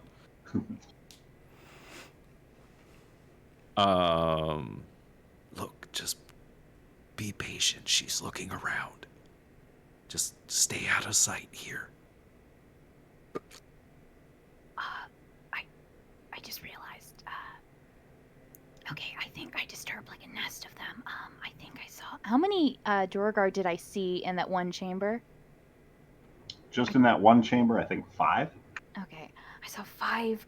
Like very, very. And as she's doing this, she'll kind of. she'll climb up onto a scaffolding and shimmy herself into a hiding point. Are As these she's talking. sorry? Are these special sending stones, Ryan, or do they get the one message a day? Which stones are you talking about? The one that Kevin and Earring Rafal pieces have. or the sending stones? The sending stones. Sending stones or walkie-talkies. Okay, cool. And she's going to shimmy into, there to hide again, to hopefully, in case something happens, and she'll keep an eye out as she's talking. But I saw 6 of them in a chamber. I saw 2 dwarves, I think. Blue have something in their forehead, at least one of them. They look like heavy hitters. Unfortunately, I have realized I do not speak Dwarvish, and well, who knows? You might be getting some company, and I'm very sorry, but I'm on track right now. I'm pretty deep. Have you figured out what they're looking for? Like I said before, I do not speak Dwarvish, so I don't know. Use your eyes. What does it look like they're mining for? What does it look... Oh, what did those black rocks look like that they were taking and delivering? So most of the stones you saw them moving from one location to another just look to be like loose cobblestone, like ordinary rock. Presumably a lot of what's down here this far beneath the earth is just ordinary stone. You've discovered in a couple of these larger expanses where they have spread out a little bit the occasional vein of materials. There was copper in one. Callum spotted a crystal vein in another one that he collected the mined resources from. It seems as though they haven't found what they're looking for, but they're continuing to spread out these tunnels, these excavations, meticulously. Like they're not going to leave any space, any stone left unturned. But it looks as though they're blindly searching. I do not know. They look like... Would you stop? But they are focused within this area specifically. Into the area that I just tripped over?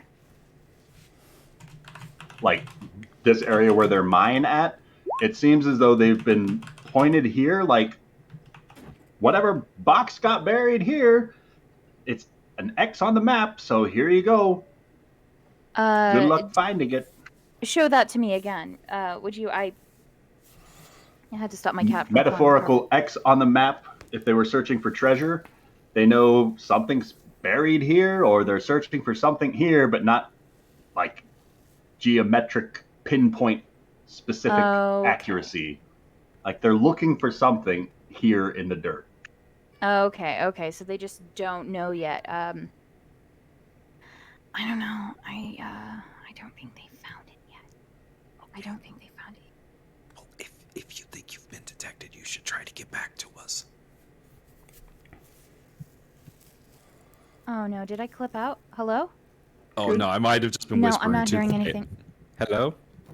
Hello? Okay, hello? Hey, can you hear us? Oh, come on. Rachel? This is a really bad time. The sending stone cut out. The message is done. Okay. She's okay, dead. We have to go find her. Okay, I'm back. I blast out loud. If you think that you've been detected, then you need to make your way back to us. No. I think... Yes.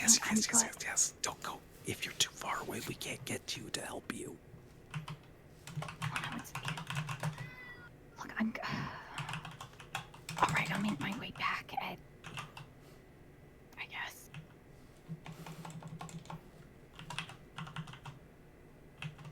Alright. Kevin will peek around and drop down from the scaffolding and start making her... Oh, God. This is the place where that guy is. She'll take a casual look inside of this room, knowing that that one Duragar was in there, but I just wanted to take a little peek. Zara, you start stepping forward to take a peek into this next, what looks like a barracks, a relatively mundane chamber. However, you bump into something as you're going to take that peek in the room. Ruh-roh Raggy. Oh no. It's Callum, right? It has to be Callum. Let it be Callum. Dear God, let it be Callum. Chance, but it feels bigger than Callum. Ruh-roh. Oh no. Ruh-roh. And it is going to swing at whatever just bumped into him.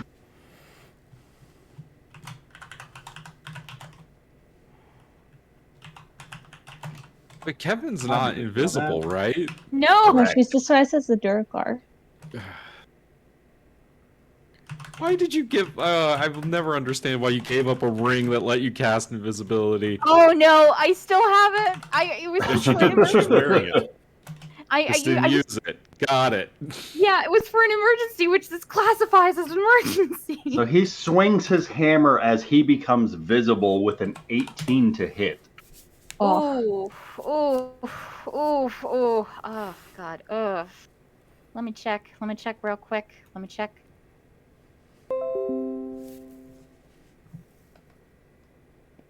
Don't forget you have advantage on your AC because you did a backflip. No, come on, please. Let's hurry. I have an 18. That's still it. So meets it, beats it with this one. And you're going to take 9 points of bludgeoning damage as the hammer smashes into your chest. And 9 points of psychic damage as you feel this force tearing your mind away from your body at the impact of the hammer. And with that, Zara, could I have you roll into initiative, please? Yes, so it was 9 points of psychic damage and how much? 18 total. 18. 9 and 9. God, okay. Did I hear that? We will find out. Go ahead and roll into initiative, Callum. Because you might.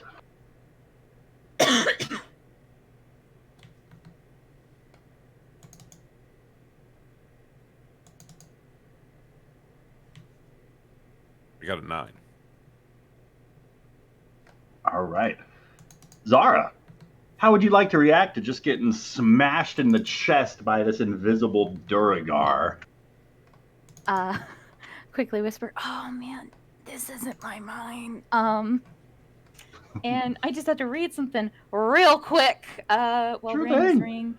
While you're reading that, Callum, you hear the audible grunt of Zara taking some hefty damage. Something smashing into something that didn't sound like stone.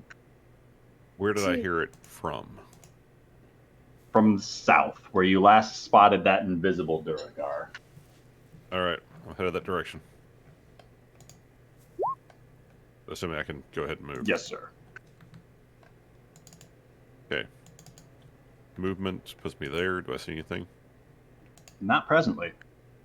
Yeah. Well, you do see the room that you just passed is full of Duragar. About 4 of them in there. So trying to hurry but quietly. So Sure. that's my 50 feet of movement. Okay, I have an idea. What you got? I'll use a smoke stick. All and right. Just crack it. All right. It's only going to be like for a second, but I just need a second. That's all I need right now. That's all I need. So what's it look like as you loose this smoke stick? Yeah, as you know, she takes it in the chest. She's like, "Oh man, that's not my mind. This isn't my mind." And from her back pocket, she'll produce a smoke stick and just crack it. All right. As Callum, that corner that you are sprinting up towards just is engulfed by this black smoke after you hear an audible snap. And I'm going to assume that probably, clearly Zara's in there somewhere. Like, that's something bad's going on. Zara, anything else you would like to do? Yeah, I'm trying to find the smoke sticks and I can't. I know I have them. Yeah, she'll take a bonus action to disengage. I just don't know. Smokestack. Smoke.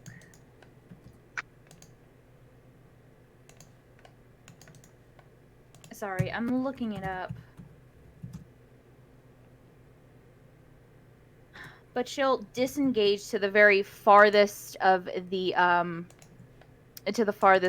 smoke sticks, and So backing up 5 feet, you're out of the smoke stick's radius.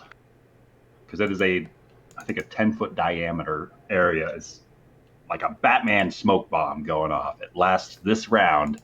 mhm. You can step away from the guy, and he won't get an attack of opportunity against you. So you Wait. don't have to disengage Is because he this can't see you. is this a beam up here? There is some scaffolding in this hallway. Kevin would like to climb up that, and instead of using her bonus action to disengage, she would like to hide again. Sure thing. Roll me a stealth check. For the love of God, please.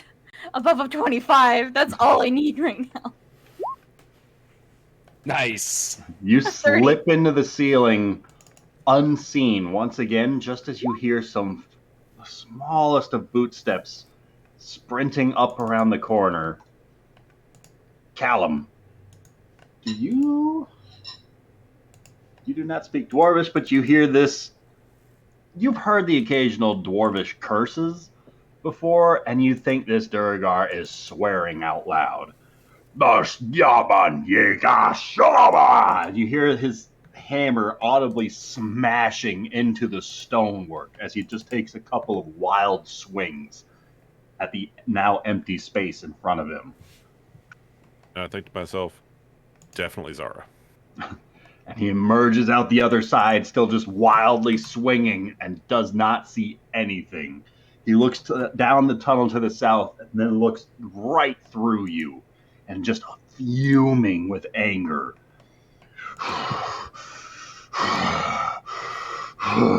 Zara, as the smoke underneath you dissipates. Very silently, she'll say, "Yeah, no, I made an enemy today. I'm coming to meet you." And she'll whisper Invisibus into her ring. I hope it's more than a minute.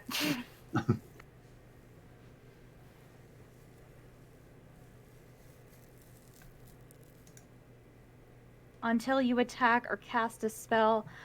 Oh, I could have easily used this. How long is this spell for? 1 hour. Okay. Yeah. No. It was an emergency. It was an emergency ring. I'm fine with this. It's an emergency now. Yeah. It's a good thing I can see invisibility. Although I'm not sure I can see through the smoke. Smoke is gone, and if she's doing what I think she's doing, Callum would see this now invisible Zara descending from the scaffolding just around that next corner and trying to get away. Yep, and she'll carefully take a step back, very silently.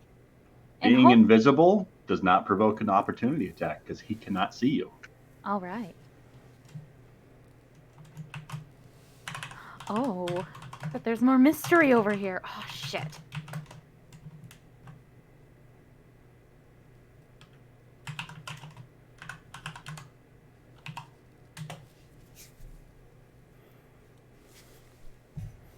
And she'll just kind of wait.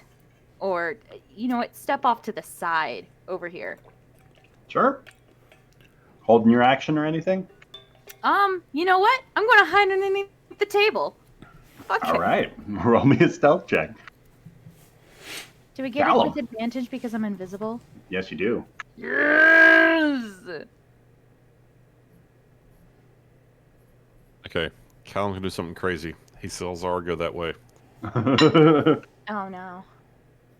Oh no. He's going to attempt to squeeze by this guy. No. You just had to wait. No. This man's thinking with his dick, man. All right, go ahead and roll me an acrobatics check with advantage because you're invisible. Oh, for the love of God. To try and sneak through this guy's space. This Okay. pissed off Duragar space. Here goes my acrobatics at +0. Oh my God. That's wildly swinging for an invisible Zara that was just hiding in the smoke. The 14. Please. Please? Please, for the love of God. Callum, describe what it looks like as you sneak by this furious Duragar. He waits till, because the girl's still like just swinging, trying to smack something. He waits till the swing takes the hammer past him, and then he does just like almost a little dive right around the corner, just behind him. And like lays there for just a second to make sure he didn't get noticed. And then he gets up and moves. Perfectly executed somersault. Zara would be proud. And let's see, so that's probably going to be one full movement. And does he see Zara? You do see her peeking out from underneath the table. Excellent. I step up to where, like, near where she's laying down Oh no. or hiding, Oh no. and just say, "Where to next?" Jesus fucking Christ, what the fuck?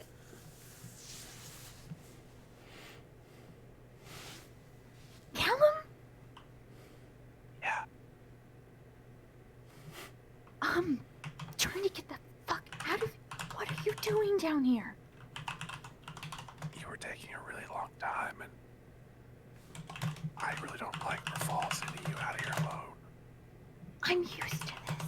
I'm really used to this. I am so used to this. Where are you? I'm talking to empty air. Oh my God. He'll, like, reach over and just gently place a hand on her shoulder. Okay. All right. Okay. Okay, we need to get the hell out of here. I've raised an alarm. I've raised an alarm. We need to get out of here. It's back this way. Okay, great. The Duragar that Callum just slipped behind starts charging his way south, continuing to just bellow out in this guttural dwarvish voice, Bash Dikante Bashuba. Agramar and Rafal, you can make out in dwarvish somebody in the distance shouting out, Intruder.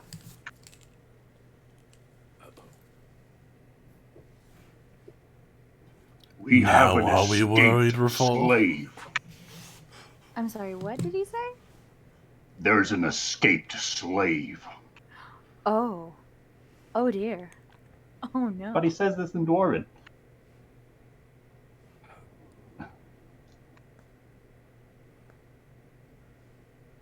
You know, I really want to do this for shits and giggles, but when he hit her, like just for a split second, like the disguise comes off, but it's too late now. Rafal's is gonna say, Hide. Let's go. Do we have a place that we can hide a nearly 10-foot tall man? Do you want to go back down the tunnel you came from? Rafal, we're either making noise or we're sitting right here. We're gonna stick out either way. They know that there's an intruder, so we need to go. Go where? Go towards? Or, like, leave? We could go to the lightning spot till things blow over here. Let's just get out of this tunnel and hide. And wait for Zara and Cal. If they're looking for slaves while your friends are also sneaking through those tunnels, I fear the worst. They're very powerful. It'll be okay. Let's go. Yes, the Duragar are very powerful. I can make us absolutely silent, but it would also stop spellcasting. Let's just go. Come on. Alright, the Agrabar is going to try to tiptoe as best he can. Party starts a tactical retreat. Meanwhile, Zara, back under the table. She will. I think if Callum still has his hand on Zara's shoulder, she'll take it and just start guiding him through. God, hopefully something, and she'll go into this room to kind of look to see if there's an outlet maybe here and take a quick look-see-loo. No plugs of any kind here. Oh, dang. But no, stepping into this back room, it looks to be maybe more of a commander or like manager's chambers. There are a couple of charts on the tables and a couple of just like what looks almost like spreadsheets, like a journal or a log of some sort, and many more just loose supplies in here. A lot more pickaxes, many more just kind of loose boards for building more crates, more nails, more supplies for scaffolding, a few barrels full of rum and foods, rice, and surpluses. I mean, now I'm interested in those spreadsheets. If I interact with an object, So he's got the copy of Offices and Spreadsheets. This is where it is. if she interacts with an object, will she? Oh wait, you remain invisible until. Oh yeah, no, she'll start taking these spreadsheets. So another 5 feet to step into the manager's room, Yes. and you spend your action just kind of scooping up documents from the table. Yep. All Putting right. it down her armor, just everywhere to kind of get everything down. Is it a table or is it a desk? It's a poorly made desk. Can she look in the desks to see if there's anything else? There's not drawers to the desk. It's like just a tabletop made of some scrap boards that were probably for scaffolding that have been thrown together on top of a couple of barrels to serve like a desk. I don't think she has any more. Let me see. Hold on. Oh God, I'm wasting so much time. I'm sorry. I guess that's the end of her turn. Next turn, she'll Right. get the fuck out of here. Callum. Callum's just keeping an eye on Zara, making sure no one else comes through and catches us. And All he's right. waiting to lead her out. So holding any actions? Yeah, I'll hold a magic missile. Just wait, no, because if I hold a spell, it uses it, doesn't it? I'd say not until the spell's cast. Okay, then I will be prepared to cast magic missile from my wand, if necessary. All right. So the Durgar, about 20 feet away from you, starts approaching the sound of the voice calling out for intruders about an escaped slave. I will definitely get out of the way so that he's Sure not thing. Feel free to move your token. Hide underneath the table. Damn. I'm invisible. I'll just get out of the way.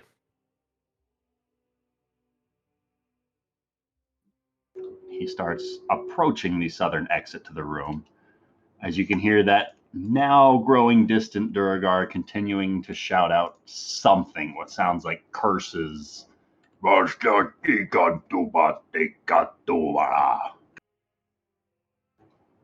Zara. Can she take one more step and look underneath the bed? Are these shelves just taking everything? If it has any writing on it or anything valuable, she'll take it. It looks as though this barracks has already been tossed once over, which is strange enough as it is. But giving a toss over of the manager's room, you can make out an additional roughly 40 electrums worth of minerals. Just like gold deposits tucked into some loose sashes. Oh, Like say no. Somebody's greed might have been getting the best of their duty. Yeah, no, she'll take it. She'll take these electrum right. pieces. She'll take them. Come on. But no other documents? Nothing under the bed, no. Ah, shit. Okay. Then with that, she'll move 20 feet. Has Callum established that he sees Kevin, Zara? I haven't mentioned it, but like he has no trouble following you, or he didn't have any trouble finding you, even though you were invisible Yeah. on the table. Oh, yeah, I guess. Have And you asked Callum? no. She'll, let out a low whisper, like, okay, Callum, wherever you are, I'm ready. Let's go. He puts a hand on her shoulder again. Jesus. Okay. Okay. Morning. Let's get the hell out of here. All right, let's go. With that, Callum's up. All right, then Callum is just going to make his way. I guess guiding / being guided by Zara, out to the main hallway here. All right. So there is one more patrol that you guys are going to have to make your way by. If you wouldn't mind just rolling me a stealth check to sneak by this last heavy metal Duragar that looks to be posted up at these intersections purposefully. He is no longer continuing in his normal route. He has stopped gathering crates full of discarded stones and is actively pacing these 10 steps before circling back around and continuing again and again and again. Well, I mean, the timing of this couldn't be any better since it's almost 10 o'clock. This is with advantage, right? If you're invisible still. Yes. 30. 30 is excellent. And Callum got a 4 to Oh go my with the God. 30. Oh No. my God. With No, advantage? with advantage? With advantage. I rolled a 2 Oh and a my 4. gosh. Oh, My God. Yes. My dice are Callum, chaotic. if you'd like to describe what it looks like as Zara sneaks past this Duragar in this heavy metal suit, and then as Callum tries to sneak by him. So he's trying to let Zara lead and take note of what she does. He knows that she's a lot sneakier. Like he knows that the only thing he's got going for him is his invisibility. And she just casually skirts around this guy as he just he makes the slightest move to the side. And she just quickly darts past him. Not a noise, nothing. And Callum's like, okay, I can do it. And he gets there and he thinks he sees the guy doing the same move. And so he goes to dart around the same way that Zara did. Only the guy was just he was stepping in the other direction to turn the other way. And so Callum bumps into his arm as he's turning. And that bump causes Callum to separate his grip from Zara's shoulder as Zara is able to proceed past this Duragar, leaving Callum on the flanking but opposite side of him. And with the two of you separated, this Duragar feels itself bumping into something, and these blank white eyes just sort of light up for a moment. And though it doesn't appear as though it sees you, Callum, it has noticed something is wrong as it rears back with its grabber pincer hands to take a wide swing at the area in front of it. Oh, sure. I mean, it just felt something hit it that, it can't see. I mean, wouldn't it you is do well that? aware that Duragar can turn it invisible. Exactly. So that's where we can pick up next week. No. We need to know what's on those documents. I'm so sorry, y'all. All golden. No, I mean, this has been very interesting, and I'm very scared. I like how Lucas kept trying to be like, "Okay, let's go charge it. Okay, let's go charge it."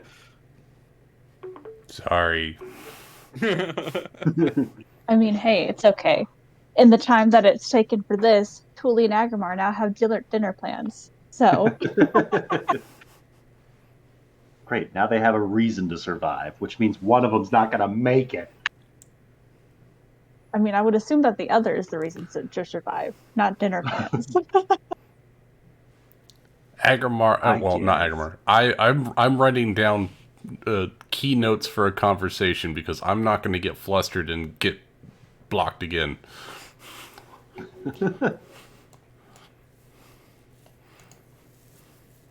And Something you wanna Rafal's tell me, just Grim? like, what are the dwarves looking for? Well, we know. We don't know. Well, The two people that are that gone don't know dwarf. somehow Zara has caused some sort of slave revolution and is freeing Durgar slaves. Wait, They are are you now for looking real? for. Well, the Wait. other half of the party has heard them shouting out that they're escaped slaves. So what you're doing, right? You went down there and were freeing slaves. Oh, As shit. they saw Zara in the guise of one of these Revolutionary. slaves escaped from its bindings, clearly with the mark dug into his forehead. It was supposed to be Rafal. Oh, that's nice. Haha. Well, I hope you guys make it back. We will. So, Rafal, how far back did we move? How far enough back to actually hide? I don't know. 5 feet. I mean, All it's right. They're not just that chilling in the sewers again. it's not that big. All we just need to do is like Zara can do another smoke stick, and hopefully Callum can make his way around. Nothing suspicious about just smoke appearing underground. I like to think that Besides, if we go back far enough, they'll have to send out a smaller group to come find us, and that we can ambush. I'd like to think that Rafal is like being on guard and like looking down the tunnel, and Tuli and Agrimar in the back are like, "So do you want to go to my place or yours tonight?" What do you mean y'all live in the same place? No, I live at the Your temple. temple or mine? Yeah. God. No, Tuli was mostly trying not to die of boredom. I'm so sorry. It was not even that long in game. It was all of like, what, 10, 15 minutes? Yeah. That's a long You gotta time. think, it's normal for us to have something happen every like 5 minutes. I think Zara went through like just about the entirety of the mine too. Yeah, I have to admit, Almost. I had no idea what the plan was. So I'm like, okay, I guess I'm going to go exploring. Yeah, the plan was for you to go explore and then come back and tell us. See, if this was my previous character, I wouldn't have done it with a rogue. I would have done it with a barbarian and just ran through the whole place. That was not effective. That got Gorneo almost killed many times. But Gorneo lived through the end of it. So you say almost killed. The boy Yeah, who and lived. you notice in this scenario, only Zara took a little bit of damage. Well, so far we were going to fight these guys in the end, regardless. Yeah. Yeah, but maybe Maybe. not all at once. Like, we tried to fight the Fire Temple literally all at once. Yeah, that was like, that Okay, that what didn't work very well. What happened It when worked I was very well. I don't know what. away for 15 minutes? When? Nothing. We argued Literally- about who was going to go first. Literally nothing. Yeah, we Oh, were I'm talking about who was going first. I'm so sorry. Everyone was basically like, no, Zara should go first, and here's why. No, everyone was like, oh, well, somebody else should go. I was like, no. No. I mean, I was gonna just turn on the blender and start walking. I was just like, no, just like, we'll wait for Kevin, let Kevin go. Fifth level spiritual guardians and just start walking. I believe the first name was like, let Rafal go first. I was like, what? I can't see. I could sneak in, and then of course fucking Callum. Man, here things. I was just like, deuces, I'm gonna do what I want. Well, you don't give a fuck. Thanks for casting. You could have cast that at a higher level and got us all, and we could have had fun. Callum believes in himself and his invisibility. He's really gonna upsell the party on in buying invisible rings the next time they're at his shop. Yeah, he's really bad about communicating his intentions. I mean, aren't we all bad at communication? Rafal's decent at it. Mm. Mm. Mm. I mean, you know, at one point I hear like, oh, don't. Yes. Don't. Hate you. I know. I'm Just doing share a good memes job with today. each other, not the group, huh? I see how No, it is. she's telling me dirty jokes Yes. about Zara and Callum. And Come not on, sharing. That's That's not worse. fair. No, it's better for all of us. No, If no, you no, share, no, no, no. absolutely. No. I'm going to share. You can't silence me. Oh, you're going to say that out loud? Yes, yes, I am. I'm ready.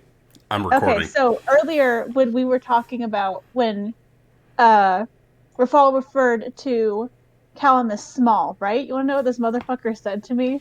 No. Scroll up. He's bitch. big in places where it matters. Fuck Damn right. your fucking memory. And God damn just it. now, you can't, Rachel, you can't delete it. I already saw it. Well, I'm hoping your She memory said- is shit. She said that Callum doesn't give a fuck. He gets fucked. And then I asked her, are you implying that Zara pegs Callum? Callum is an interesting fellow.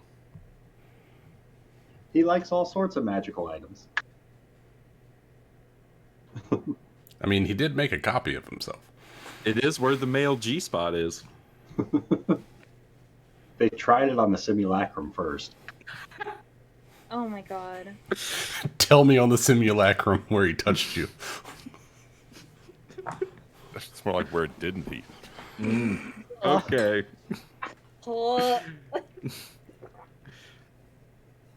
You know, if you're gonna play the Hobard for the college campaign, you're gonna have to get used to some of this. I Sure. know. This is the banter that's going to be happening. I It's need to true. prepare myself. Okay, look here. That game is going to have a lot more comedy and And I jokes and appreciate things like that. I appreciate that. I'm just warming myself up because, granted, I have to admit, I tell very dirty jokes when I play roller derby sometimes, but it just takes me a bit, and I will get better at it.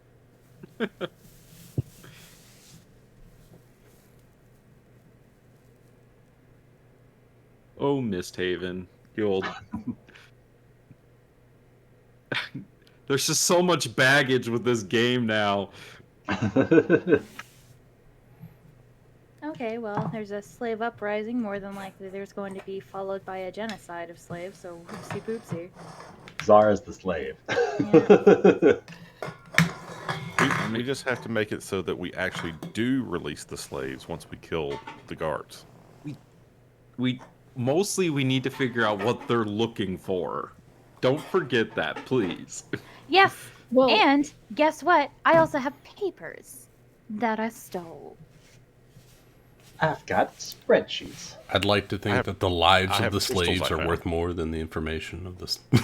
Yeah.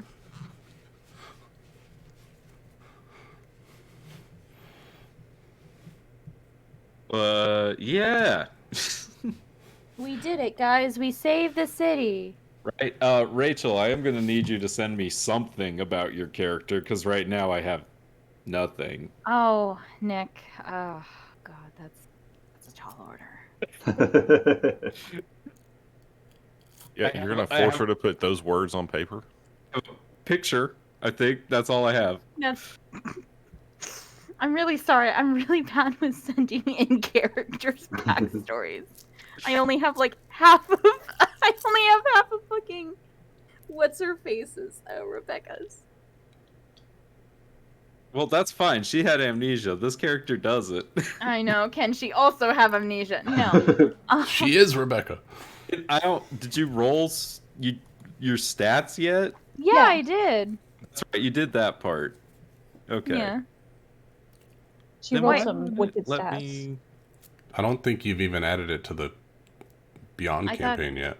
Oh, I don't think I did. Oh D&D no, DM. I don't have anything for you. Well, guys, it was fun. I look forward to next week when we get the battle on. Or well, 2 weeks from now. Next week's Gonna be a college. regular Animal House. I'm so excited.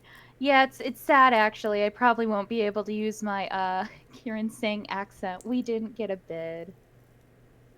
Aw, Because those Aw. bitches didn't those remember my nerds. fucking character. Bullshit. I know. I also kind of left after I gave my speech. I'm like, deuces, everyone. I have to go take care of my grandmother.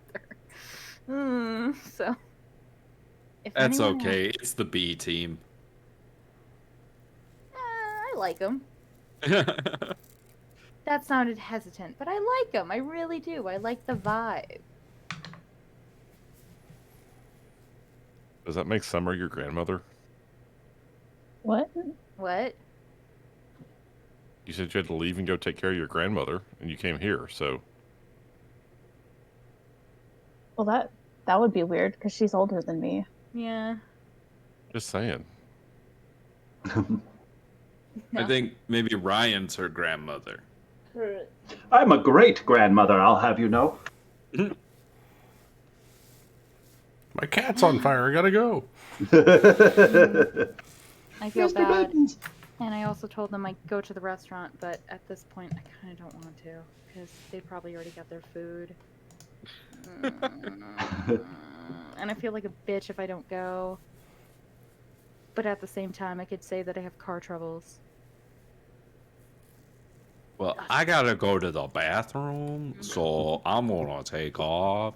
See ya. Yeah, okay. Not everybody. Not It's gonna everybody. Good night. Later, y'all. Later.